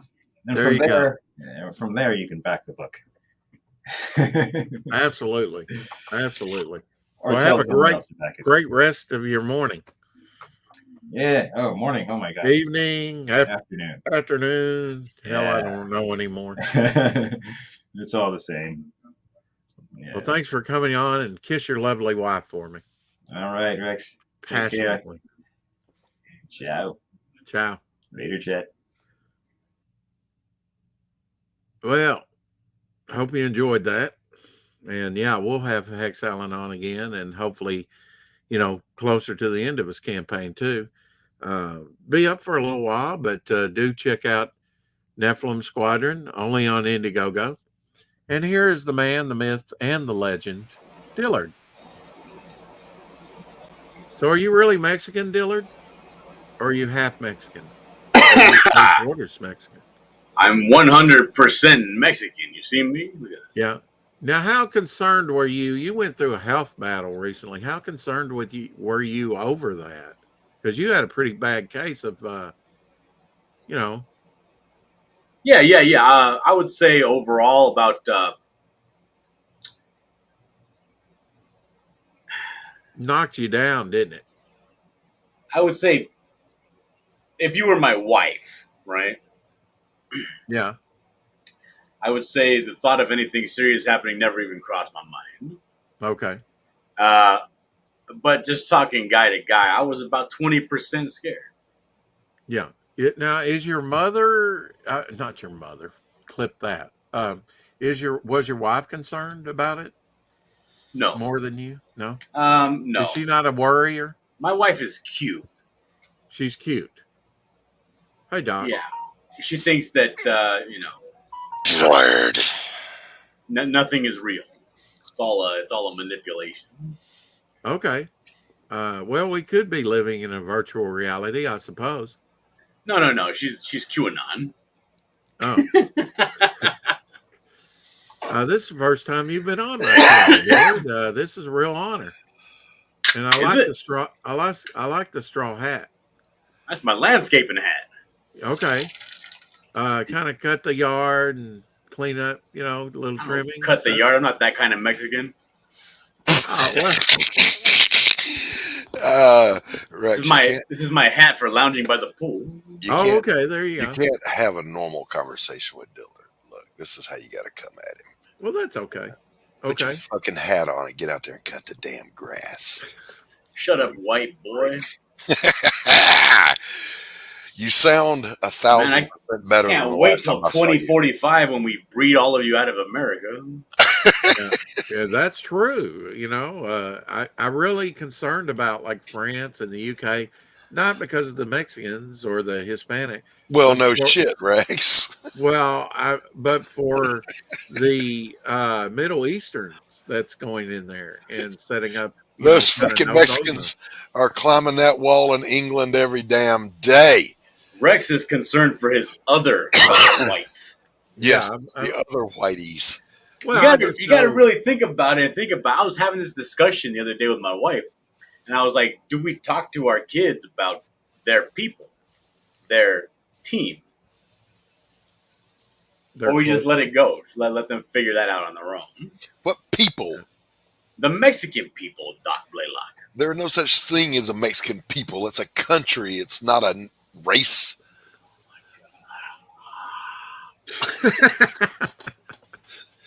Therefore, you're an American. I have no problem with the browning of American. I really don't. America. Fuck yeah. We do have, and Dillard would probably agree with me. I don't know. But, we do have laws and they shouldn't be coming over. They should be being vetted, especially medically vetted. And then also, are they on terrorist watch list, Especially the Irish that are coming across in droves. Those soulless ginger fuckers. Yeah. I don't know how many terrorists have been, citizens of Mexico. Well, I mean, it's not necessarily that; it's that people from other places from the Middle East are those other brown skinned people up through there. They all blend in. We can't tell you fuckers apart. Yeah. Don't agree with that, Rex. Yeah. I'm not gonna lie. I mean, you guys. The two of you, I get confused all the time. Right. Now, Dillard, you'd asked me, and I don't know if you got a satisfied answer last night. Of course, I was tired and strung out, but you asked me about the commission that I'd mentioned and kind of got cut off in the conversation yesterday on the show. Yeah, I didn't want to talk too long. I didn't push it because Vic's, it was one of his shill streams. You know what I mean? You gotta let him do his thing. Exactly. Well, one thing I'm going to do is for sure is a suggestion of a friend of mine is do a cover like the Marvel 25th cover with John Romita Jr. sort of characters all around the edge with the main center character in the middle. Have you seen those? I got to look that up real quick. Give me a second. Okay. Be Marvel 25th anniversary. And then it just has a single headshot of the different characters, and it was all in all their books in 1 month. Daredevil had one. Even the kids' Marvel Star line had some. Transformers had one. Had Decepticon on it. So I'm going to do my characters around the border instead, and then that way, like you did one of my characters one night on Vic's, the head of the character, and that would fit in on that real good, Yeah, I'm 'cause all looking it right was now. was I'm not able to find it. okay, let me give you I'm looking up John Romita Jr. Marvel 25th anniversary. What I is it? don't just say Marvel 25th anniversary. Let me get on eBay here real quick, and I'll find you an issue number. You can Oh, just I look see it up. what it is. Okay. Yeah, little border with all their characters around the edge. Golly, it's like a million characters. Yeah, but I've got 1,000,000 characters. No, what I mean is like these 25th anniversary covers. What it looks like to me is they took a bunch of already pre-existing artwork and just pasted the little characters all around the border. Yeah, yeah, for sure. But I you want me mean, to draw all of your characters all around the border? no, no, no, no, no, no, no, no, no, no, no, no, no. I was just saying that's what I had, in mind, for a cover. And Uh-huh. like the headpiece that you did, you know, if I wanted to feature that character, that would be a good venue to do that, or put other things in there, almost like a logo that you could use and reuse. Yeah, Oh yeah. Oh yeah. yeah. Ooh, I From like time this to Beta time, if Ray you build. wanted to do a variant cover. Uh, Most people don't have that many characters. Do you have any other characters outside of the buckler that you've created? Nothing in print. No. Yeah. No, I have a multitude of characters Yeah. that I want to get done, but Now I know nothing you that I were can concentrate on right now. a big Sabretooth Texaria fan. Ghost Rider, probably anything he probably drew. Yeah. Yeah. Midnight Suns, or No. no, he didn't do Midnight Suns, did he? I don't know. I'm not. It was I more didn't read like it. Andy Kubert and stuff like that. Yeah.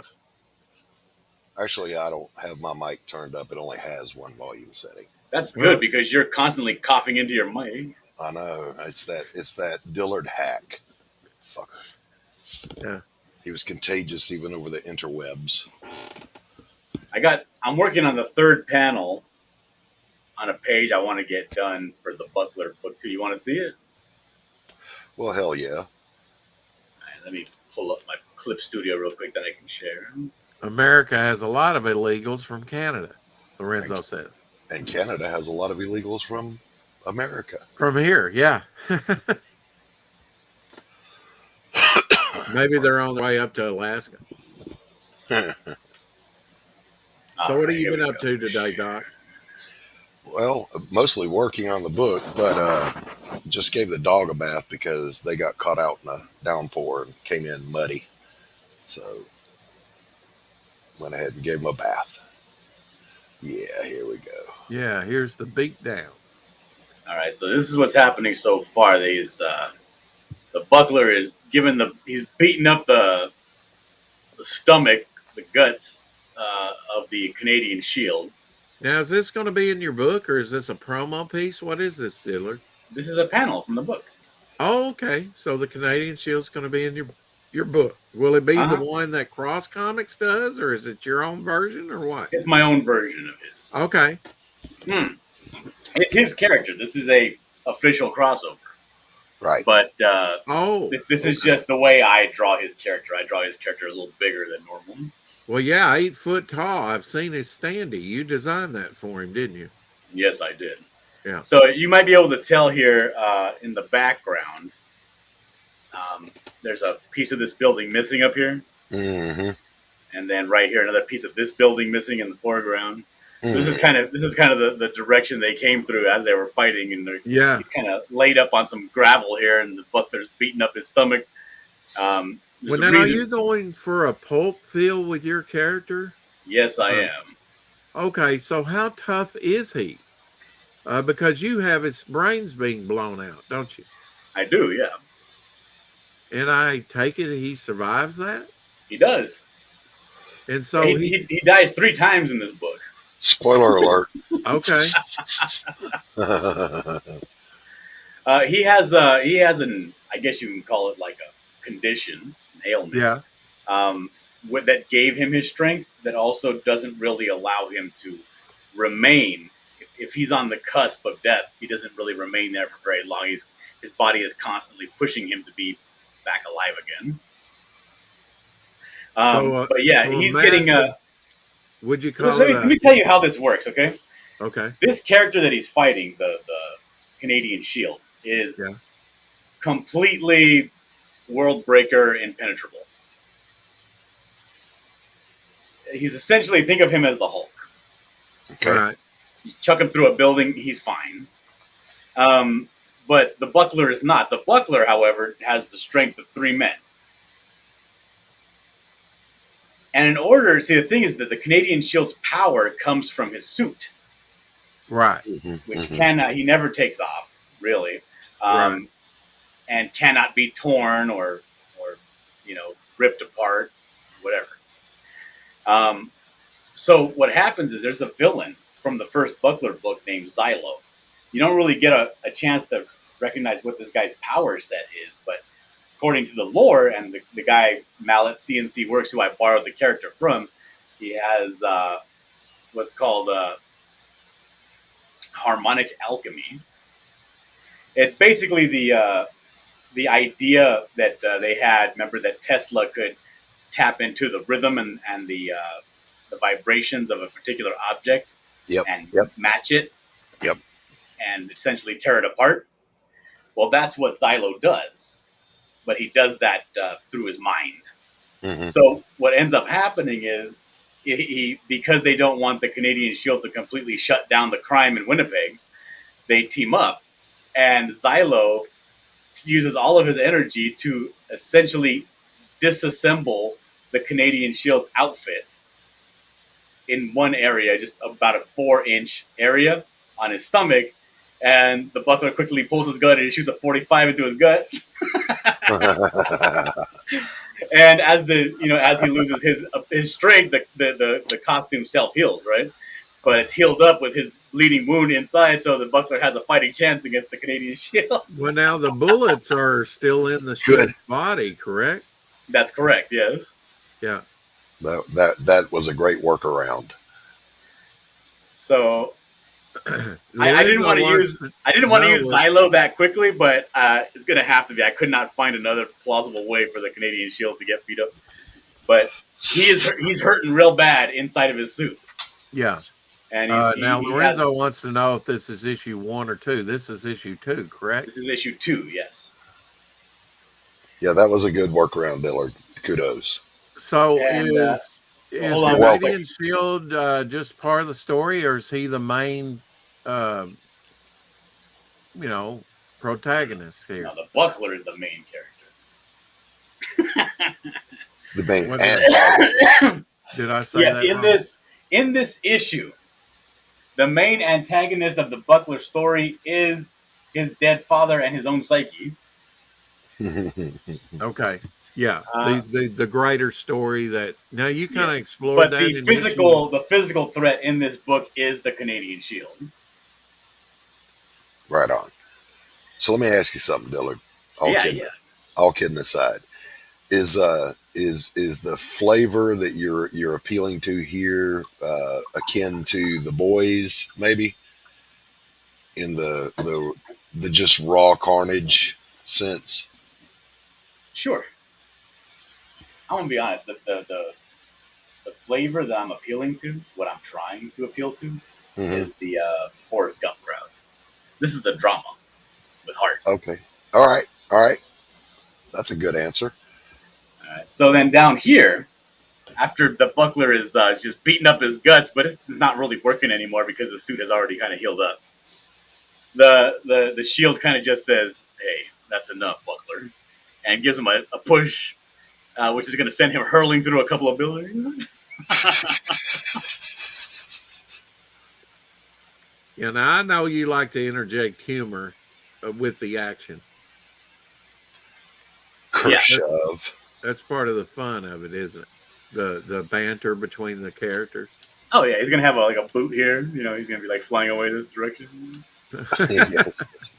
But essentially, what's gonna happen is you're gonna see him kind of fly through a couple of walls, and then he's finally, this bottom panel is just gonna be him like this, the Buckler, and his hands are going to be outstretched like this, and he's just going to be like, Yeah. just completely embedded in a wall, with bricks falling. I can't wait to see your debris. Because I think John Byrne and George Perez drew a lot of great rock debris. Oh, I love debris. I especially love like David Dillard Finch. does. Yeah, Dillard does that really well, man. I'll give that to him. Yeah. Any day of the week. I tell you, I learned that R.T. Bear's good at it too. On this current campaign, he did some debris with his black and white project, and it looked awesome. Yep, and Dillard does great gray tones with hatching. Oh yeah. I like it. That's the part where my brain melts. Dillard, you still need to send me. Now you say it's posted, but do an old man favor and DM me your page rate or your whatever, some information about what your prices, and we'll do something up. I'm just trying to think of the perfect thing to utilize. Oh, me? For. Yeah, you. Oh yeah. You like money. And I'd like to help you out because that really took a financial, not to get too into it, but that really kind of took a financial toll on you, didn't it? Being sick. It did, to be honest. Yeah, you were talking about. I was building. I was trying to make a purchase. I'm trying to buy this 45. So I got to continue to pay my bills, but I'm kind of stacking up a little bit on the side, to purchase. Right. And and the thing is, I really don't like. I don't like the stigma and the reputation of the brand Kimber for firearms, just because it seems very, very modern and very bells and whistly. Right. I want a regular standard 45, like the kind you would see in Tom Hanks in the a World War II 1911 movie. Just a regular. Is that for reference or blued finish? No, just to play around with. You want the old school 1911 Colt 45. 45, yeah. No doubt. There's probably no better gun out there. But I want one in Desert Tan. Ooh. And the only place because again, right now all over the country firearms are sold out everywhere. But I found one that I have saved. I put a down payment on it. It's a Kimber, but it's a Desert Tan one, and it's very dressed down. It's not a fancy Kimber with the holes and the trigger and all the stupid hooks and curls and knurling and everything. It just looks basic. I'm like, okay, I'll take that one because I know Kimber makes a good product. I'm sure they do. Yep. I've never seen a bad review from Kimber. So anyway, I put money aside for that, and that entire saving it went away from the savings. Oh no! Yeah. You got to get the Diet Cokes and the cigarettes somehow. Got to get the Diet Cokes, the cigarettes. I got to get diapers. Every female in my family needs diapers. No, not diapers. But like my two babies need diapers. My wife is sick. She got the same cough as I do. But sometimes women after they get pregnant a few times, when they cough, they'll pee a little bit. So now I got to buy her pads. Her diapers. I call them. I go to the cashier. I'm like, every woman in my house is just leaking everywhere. I need all of these diapers. I have to buy all the medicines. I took the girls to the hospital 3 times. You know what I mean? That's $100 copay each time. Doom. Yeah. I'm like, damn it. Yeah, it's death by 1,000 cuts, man. I know. Yeah, I go to the once you get out from the hospital, well, they want to get something to eat on the way home from the hospital. Okay, we'll get something to eat. Drop you guys off at the house. Let me go and drop these prescriptions off so I can come and pay another $120 tomorrow. Jesus, man, come on. Yes. So my gun money just got whirled away. Visualizing the gun flapping away. Oh, golly. Citizen really liked your artwork. It's very cool. Very cool. Oh, thank you, Citizen. The fair citizen. The analogy for me, Dillard, is watching food fly out the window, not the gun. Oh, dude, my daughter is growing right now. You know what that does to the food budget? Yes, I do. My son. It's like a bottomless pit. It's like they take in 40 pounds of food just to gain an inch. You know what I mean? Yeah, I know. Purina should make a child chow. I'm just saying. Thank Get you. a 50-pound bag and, here, kid. Yeah. Like the Futurama, they sell the bachelor chow. Yeah. I think My HexAllen son Amazon said had, wow to your artwork, and it's good to see the Canadian Shield actually go up against villains who could potentially defeat him.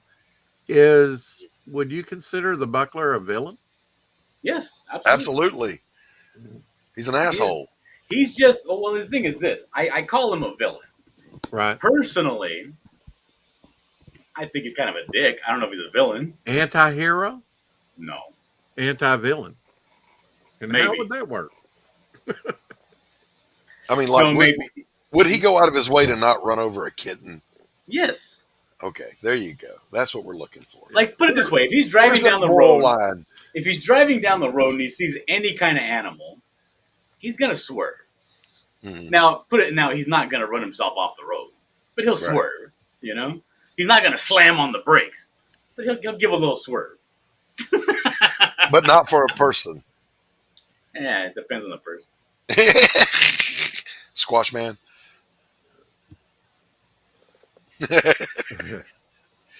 Yeah, my son just took a bad tumble down the stairs, had a head trauma. Turns out it's a C7 injury. Oh. And he's home, but he refuses. I've got a guest room here. His mom's got a guest room. He won't come. He's staying at his place. So I'm with you, Dillard, in the sense that, okay, I'll go pick you up something to eat. $10 here, $20 there. Yeah. Here comes Dad with an armload of food. It gives you a whole new appreciation for your father and your mother. There's food at the house. Yeah. Yeah, and also gives me a new appreciation for the fact that he moved out.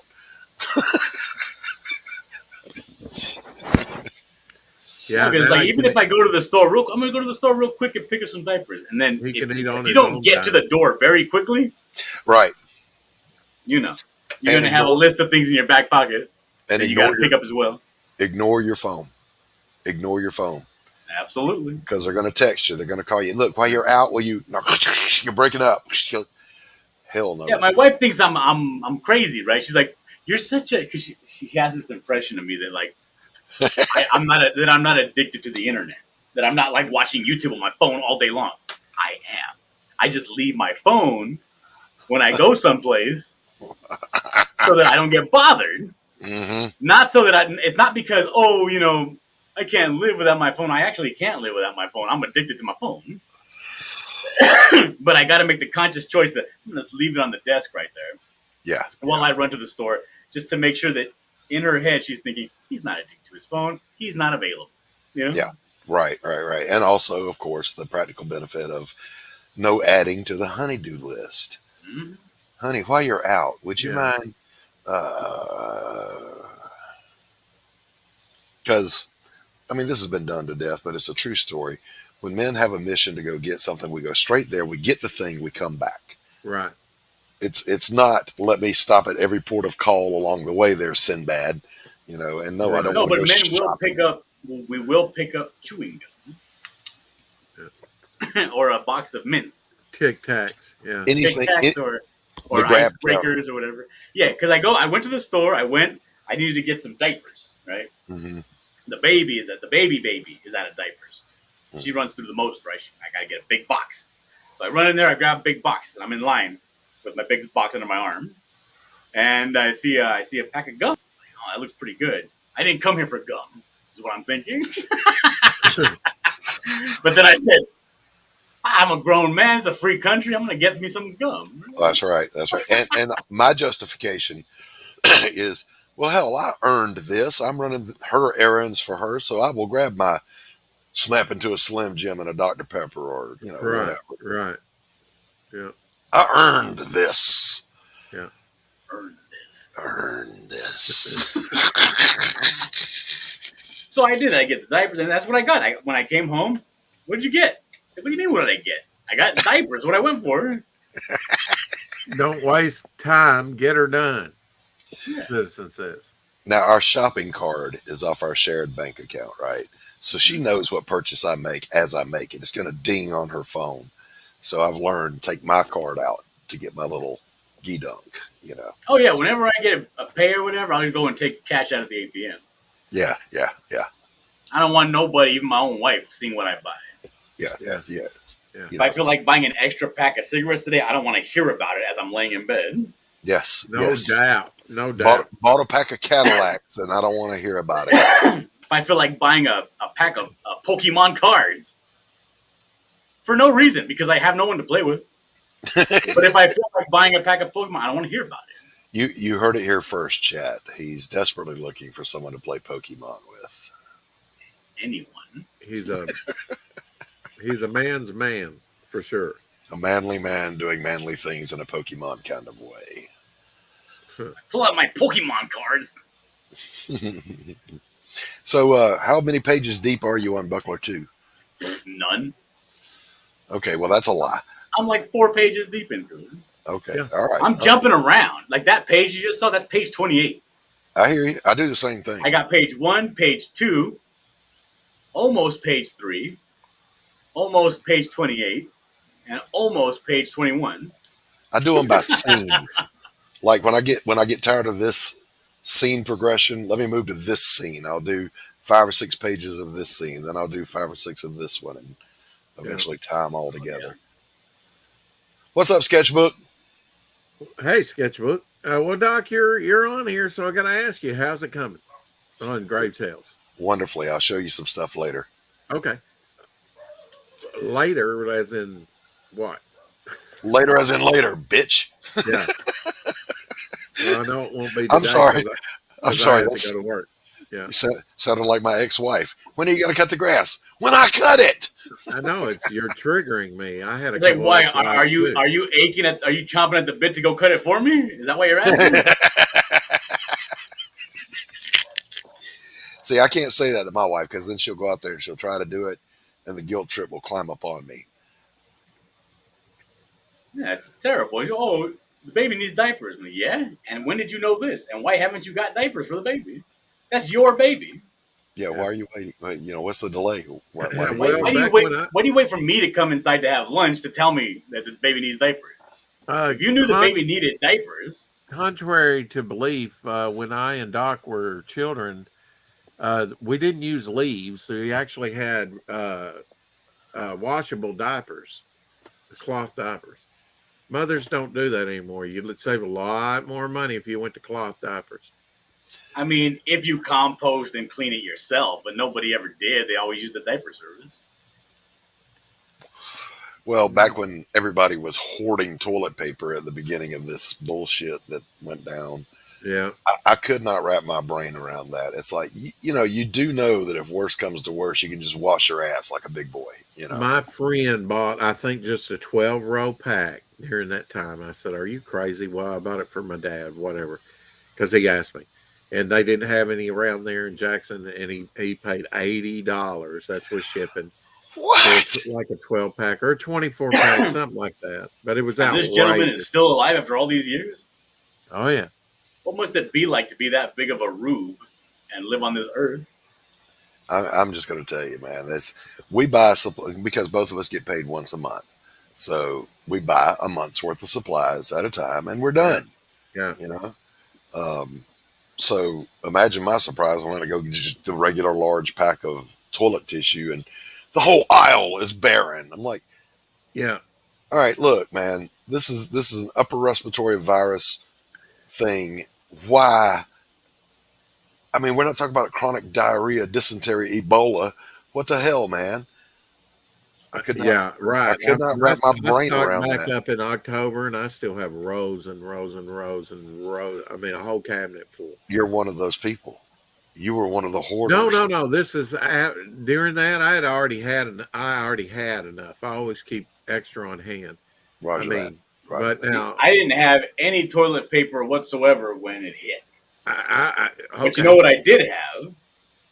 I had 5 cases of wet wipes. There you go. Those are handy. Because of the babies. Yes. Yeah. Yes. We get them ordered through Amazon and they get delivered automatically on a recurring, thing. So we had stacked up in the baby's closet just cases of just wet wipes, just Yep. way too many. I was I'm like, just we're depressed. fine. Yeah. We're Yeah. fine. Don't worry about it. Yeah. And it turns out everybody was fine. And I'm still waiting for those people to come forward now and go, look, I have a surplus of toilet paper I'd like to sell.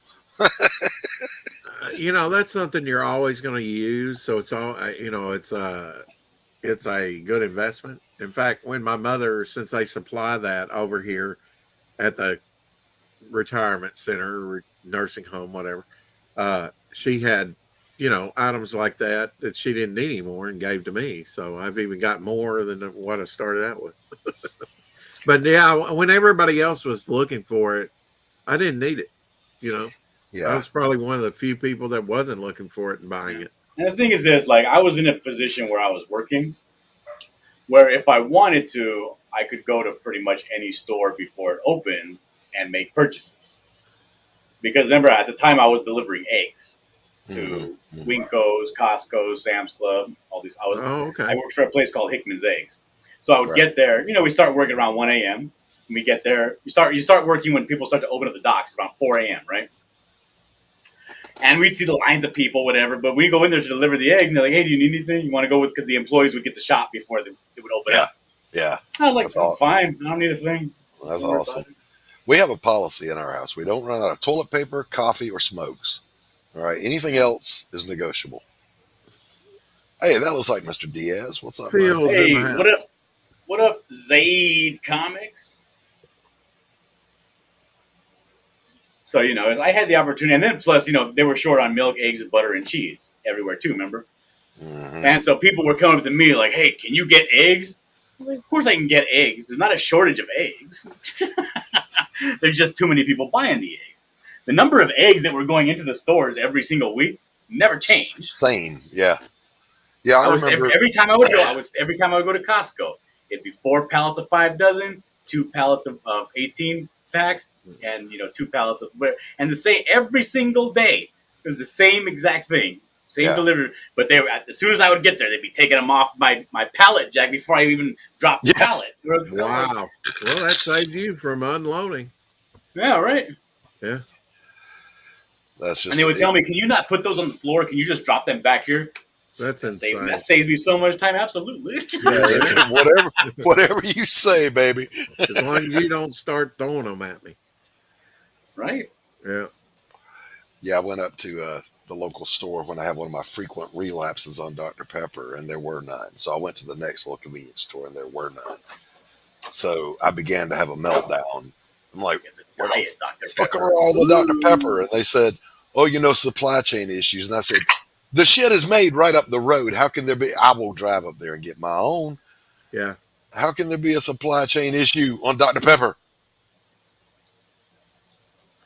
Well, the thing is, supply chain is supply chain. If the person that takes the Dr. Pepper from point A to point B calls in sick, you got a supply chain issue. Yeah. No, my point is, I'll drive my own damn car up there and load up.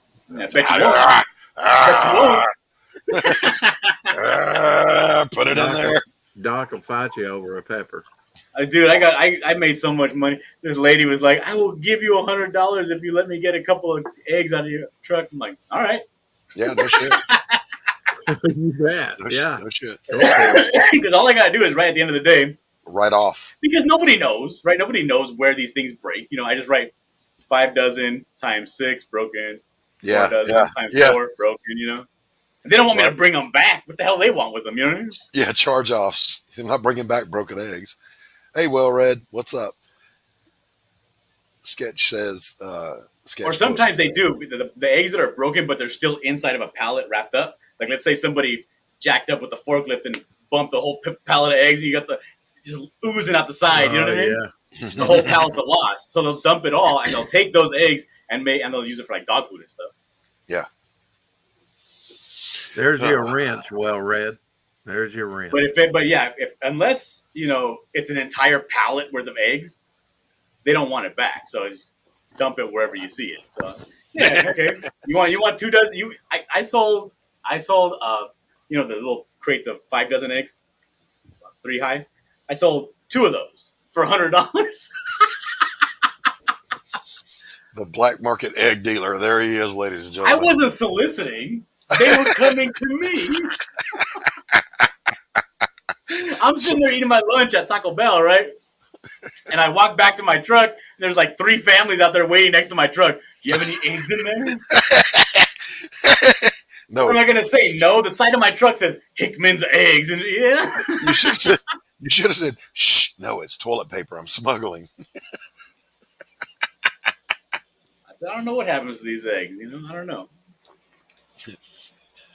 I came out from eating Taco Bell. My back door is open, wide open. Who knows what happened? The fuckers hatched and flew off. Who knows? Mm-hmm. Oh, where did Rex go? I don't know. I guess the body in the shower was struggling to get loose. See you later, Citizen 333. Yeah, Citizen, say take hello. care, buddy. Say hello to Citizen 332. And 4. Let's don't discriminate. I met 334. That guy's a dick. Oh, is he? I gotta go here in a minute too and finish my chores and then get back. We can all go and just leave Doc here in the lurch. Or you mean Rex? Oh yeah, Rex. I told you, you guys, you white people, they're all the same. Sketchbook says we were like that in Iraq. We already knew which truckers had alcohol and fresh meat. You damn right. Wait, Wellred says, "Have you sent your digitals yet?" Yeah, all the digitals are out. He meant all of the physical did you copies. Send him a digital so he can review your book. Yeah, hit me up in my DMs and I'll send you a link to the digital book. Cool. Yeah, everybody that ordered the digital tiers, those are all out, and the physicals all went out earlier this week. Can we still get a digital? I mean, it's, Yeah, sure. Yeah, just DM me. I will. Excuse me. God. My relax. It's not corona. It's COPD, emphysema, lung cancer. It's all, it's all good. All the same shit. Yeah. There he is. He's back. Wait for him to get his headphones on. Yeah. There. Welcome back, Devil Flyer. Yes, I had to take the dog out. She was just making a nervous wreck out of me, wanting to go out. Yeah, I got to go finish my chores myself, so I'm going to bounce on, gentlemen. Thanks for the brief hangout. I enjoyed it. Rex? Absolutely. Brother Dillard. Brother Doc, I'll see you later, man. Later, chat. You guys rock. See ya. See you, Doc. So, Dillard, I mean, you say you skip around. How do you do little storyboards to kind of pace it out to where you know what's going to be in what panel? No? Nope. See, this is what I'll do, right? Hey, Carrie. I get these scenes in my head that I want to draw. Right. And I put those in the script. But then as I'm, sitting and pondering, I'll think to myself, ooh, it would be really cool if I did this instead. So then what I'll do, instead of going back and rewriting the script, because I'm not a writer, I don't like doing that, I'll just start drawing the page. And then see how that goes and whether or not it's going to have to take up an extra page, or maybe I can condense something into a smaller amount. But I just want to get, instead of changing the story, you write the around script, and then I will write around work it in. the idea that I have for the scene. Yeah, that's a good way to work too. Yeah.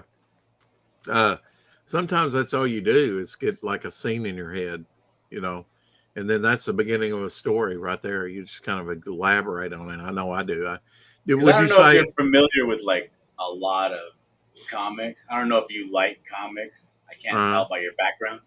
Yeah. But I like Pink Coat and Western. You like some comics. Rawhide, yeah. Kid. But what happens is like there's not a lot of like super memorable fight scenes. Yeah. In comics. There is a few, but there's not a ton. Yeah. Because a lot of it has to do with context, right? Mm-hmm. Not just, bare beat 'em up, full emotion, you know what I mean? Yeah. And so there's like I look at it like I don't want to repeat something that I've already seen. I don't want to repeat something that I've seen in a movie. I don't want to repeat something that I've seen in a cartoon. It's very difficult to come up with like a new fight scene. So what I do is I just you put yourself. I try to put myself in the mindset of Buckler, right? Like if I were the Buckler and I had limited capabilities in comparison to somebody else, what could I do? Like I almost like, you know, people say, gun to your head, make a choice, right? I put the gun to my head. I say, the guy's standing in front of me. I got 40 seconds to figure out how I'm not going to die. How do I do it? And then I'll put the timer on my phone. And I'll rack my brain. And if I come up with something brilliant, but it took me 5 minutes to think of it, I scrap it. Because I can't, it's not usable. Or, you know, I'm trying to think up of an idea, and I think of like the previous scenario. Oh, he should do this in that previous scenario. He wouldn't have thought of that in that amount of time. So I got to scrap it. Yeah. You know what I mean? So anything that I can think of, I'll say, okay, I'll do that. But then, and it might be a more simplistic answer, but I got to kind of. If it doesn't work, it's like you painted yourself into a story corner. Mm-hmm. You painted yourself into a corner. Yeah. Yeah. So kind of a process of elimination thing. Yeah. Because really, I am of the opinion, like when people talk about music, right? They say, do you think that music is created or do you think music is discovered? Hey, Anth. So I'm like, I think about it and I'm like, well, no, I believe that the story is discovered. I don't believe that you just create the story. The story that you want to tell is already there. You just got to figure out how to make it work, how to pull apart the elements and make it work. Because it's just any other way, it's just not, it's going to seem forced. Yeah. And I don't like things that are forced. I like things that feel organic. Natural. Yeah. Yeah.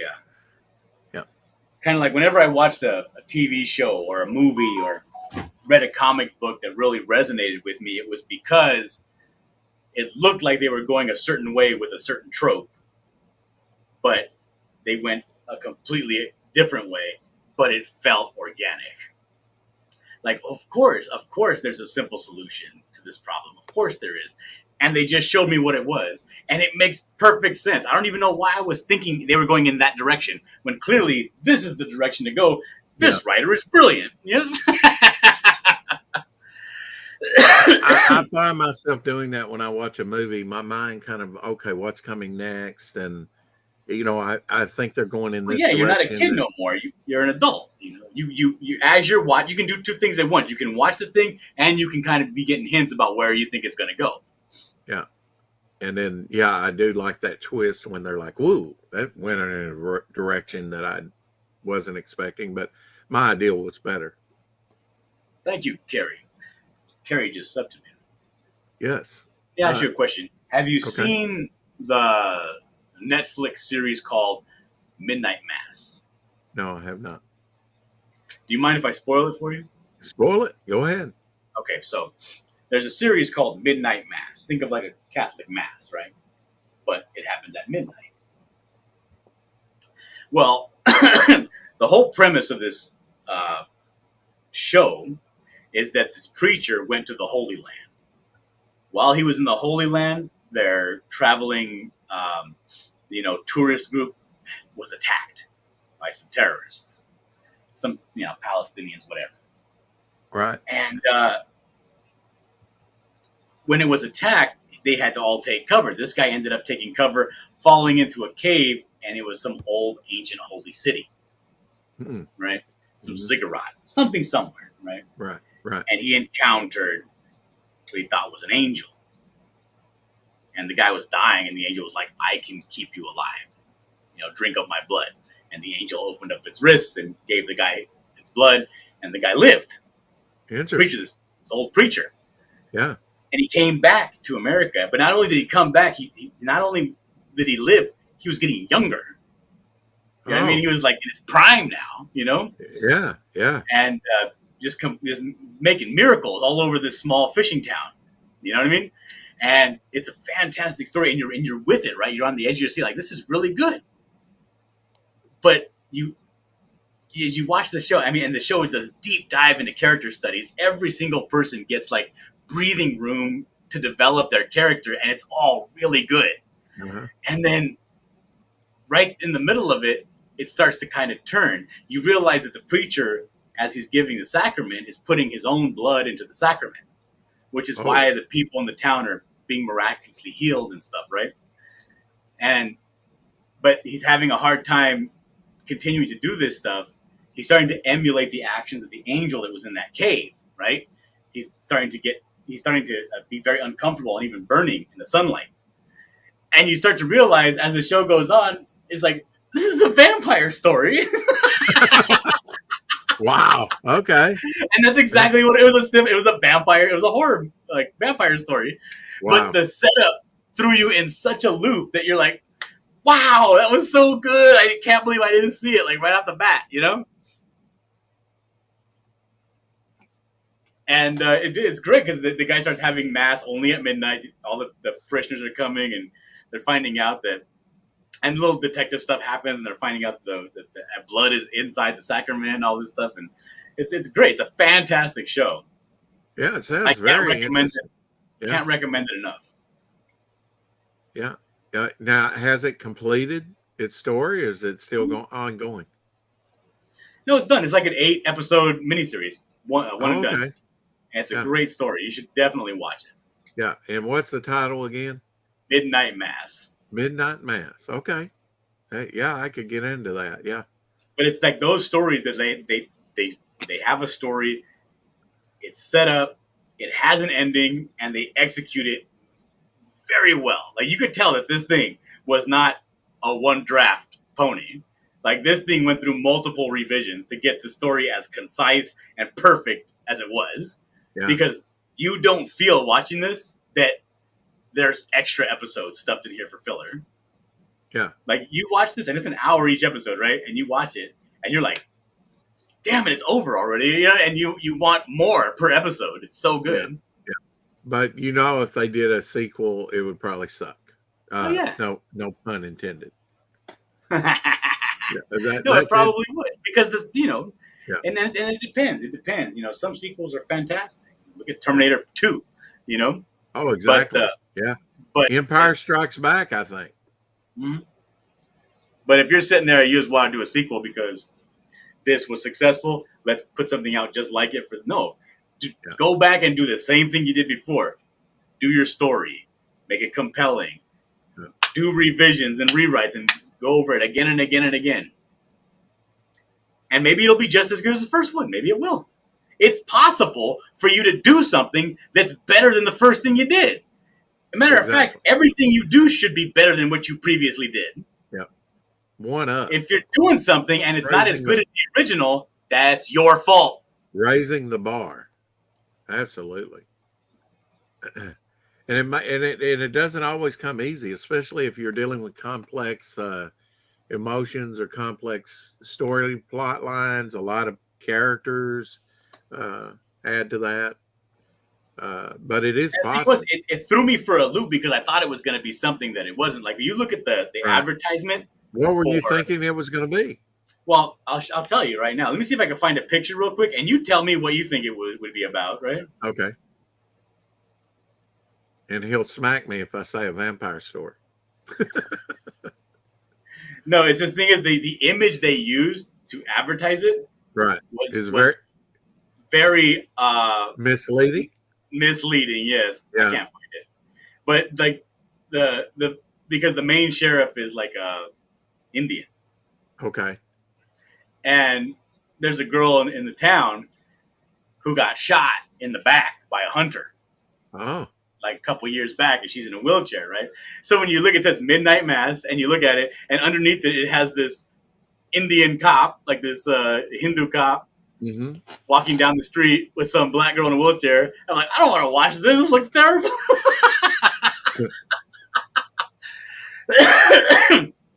But you end up finding out, like, through watching the show, like, oh, it's so good. Every outward feature that everybody has directly correlates to a very important part of the story. Oh. Like, there's a very good reason why this guy is an Indian guy. Well, it's a puzzle, right? I mean, you don't have extra pieces, and you're not missing pieces. Eventually, you put it all together. Yes. Yeah.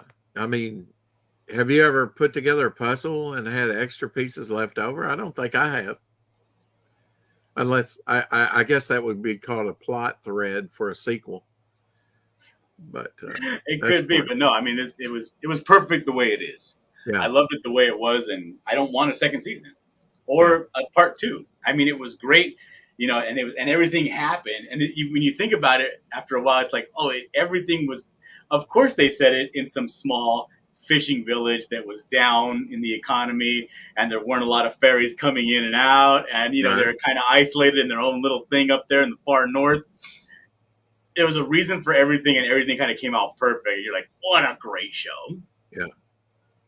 Yeah, pretty concise with what it wanted to say, and it was done. Mm-hmm. Yeah, pacing's important on that. Oh yeah, So I guess it was paced out pretty good. I thought so. Yeah, and it had the mystery element right at the beginning, didn't it? Like you were talking about, like an underground ziggurat, and then what's this angel all about, or is he really a demon, or Right, because yeah, that's where they were kind of like leading you, was like, oh, this guy thinks it's an angel, but clearly looking at it, it was obviously a demon, but it wasn't a demon; it's a goddamn vampire.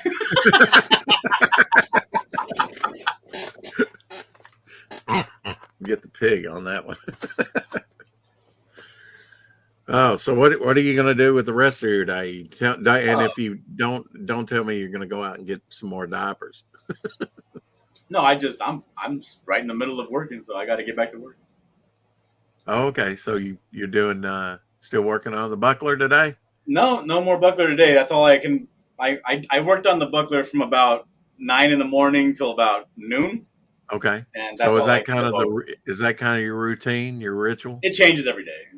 Oh, okay. Depending on what I have, what deadlines are coming up, Yeah, and what commissions you have? I mean, other things you're working Zaid on. Comics says to check out his book, CG Vacation, Oh, absolutely. to see Dillard's artwork in there. I do have some artwork in that book, CG Vacation. Oh, you do. And who did you draw? I drew the buckler and bucklet. Okay. Because what he's doing is he's having everybody put in their OCs, their IPs, their original characters, except have them in a scene enjoying vacation. Okay. So it's like a sexy pinup beach, well, wherever you have vacation, right? I don't know where you have maybe you take vacation and you go up to a cabin in the woods. Yeah, or it could be the Alps in Switzerland or somewhere. You could be in Saint-Tropez watching a man play a mandolin. See, you got he's got to go get some diapers and pack a gum and Dr. Pepper and a Slim Jim. Sounds like a good time.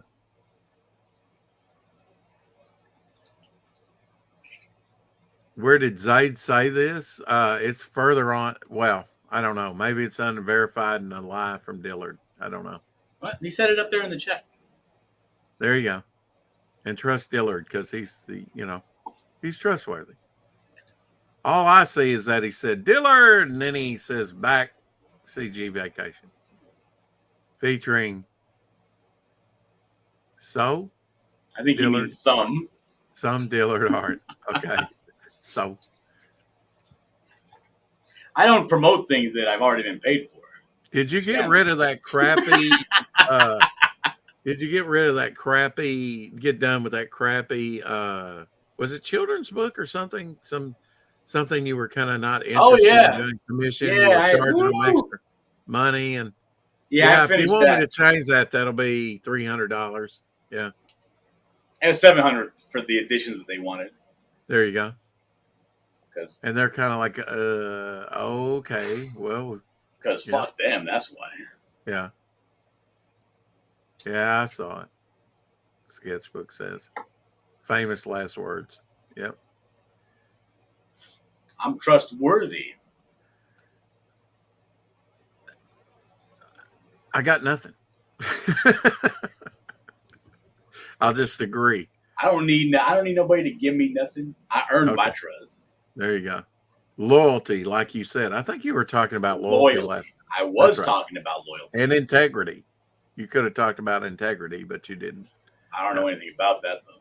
Oh, my. Okay. Well, let me take the knife out of my back right now then. Yeah, I'm excited about the buckler. I'm excited about getting my first good paycheck next Thursday, and then be good till October after that. I kind of screwed myself out of my first good paycheck, Dillard. I kind of got overdrawn at the bank, got overdrawn at on PayPal, and then had to pay those fees. And golly, had enough to get by on, but yeah, that was COVID about took me. it. It took all my savings from my gun, and it took about $200 out of my actual regular savings. Yeah, you were saying. I hope And then not only that, I'm like behind a week on work. So are you? Yeah, but you're catching up. Are you open for commissions right now? Oh yeah. Somebody, okay. If the money's right, you can hire Dillard. He's a phenomenal artist. I'm going to commission you for something. I know I have to pay Doc for his story here pretty soon. That's going to be pretty hefty.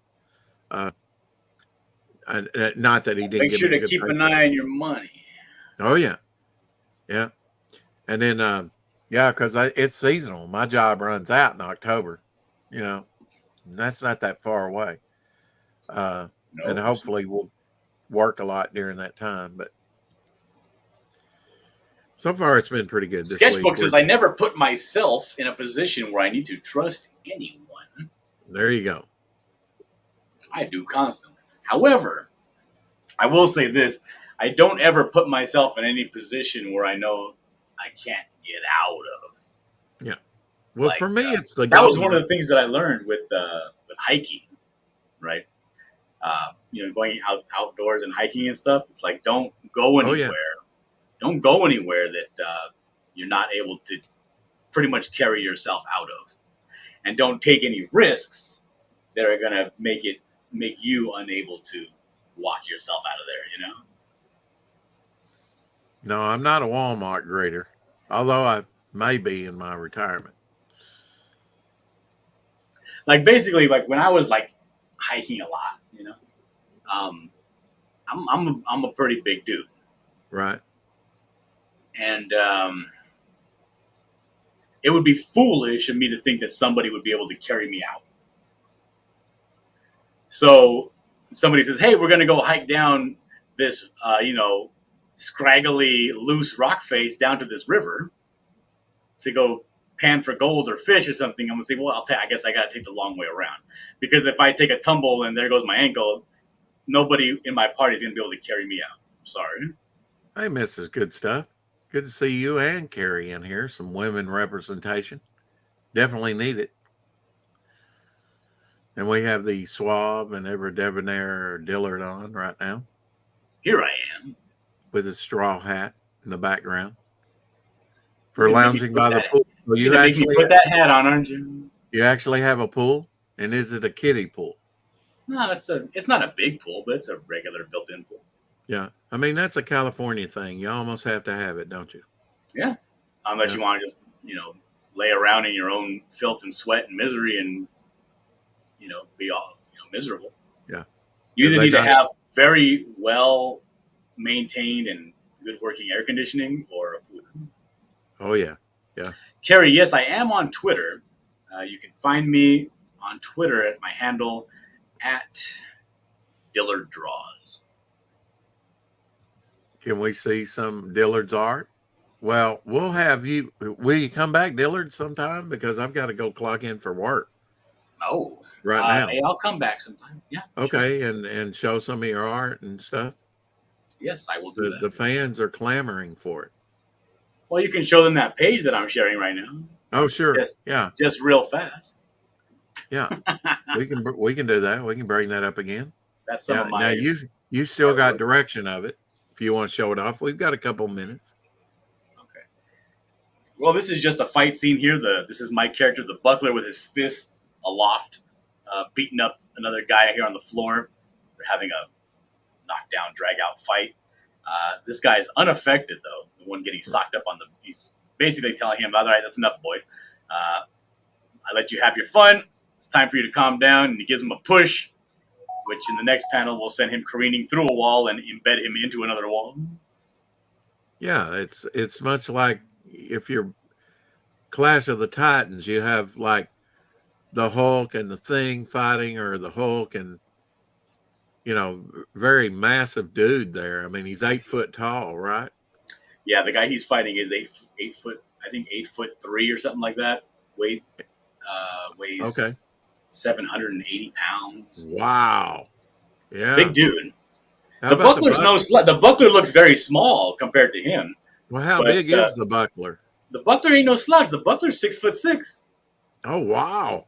And then how much would you say he weighs? Probably well over 300 pounds. Yeah, he's 320. Wow. So here's a picture of the Buckler and the Canadian Shield facing off together. Yeah, that's cool. Yep.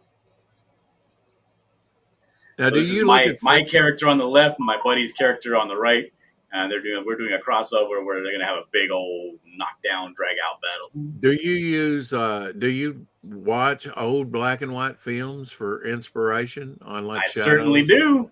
Yeah. What are some of your favorites, real quick? You ever heard King of the North? Okay. It's one of my favorite film, brutal film about a railroad warden that don't take kindly to hobos riding his rails. Carrie says, "Wowzer, that's amazing." Thank you, Carrie. Do you post your art on Twitter or Instagram? I'll throw that in there. I do post my art on Twitter occasionally. I'm a full-time illustrator, so I work on other people's stuff that I cannot normally show. Right. But anything that I do of my stuff, I do post on Twitter. Well, with that, I guess we've got to leave it because I have to go clock into work. Otherwise, we would go as long as Dillard wanted to go and show. Watch King of the North, Devil Flyer. Watch it. Okay, King of the North. Yes. Ernest Borgnine plays Shaq. Since my next project, and the hobo is played by Lee Marvin. Okay. Yeah, he's always bad. Yeah. The only movie that I didn't really like him in was Relativity Valance. I didn't like that. I don't know. That's an odd film to me with James Stewart and him and Lee Marvin and the Duke. I just, I can't get into it. But I'm definitely going to myself, since I have a film noir type thing that I'm going to be doing. I think you'll enjoy that. And he does brandish a couple of 1911s. It's the Silver Boa. I actually saw a Batman piece that were in black and white, and in the background was like sepia tone a little bit, a little brown. So I might try something like that, mix it up. Sounds good. Get to work, Rex. Absolutely. You too, Dillard. Appreciate you. And I'll see you later, man. Thanks for having me. And thanks, chat, for hanging out. Peace.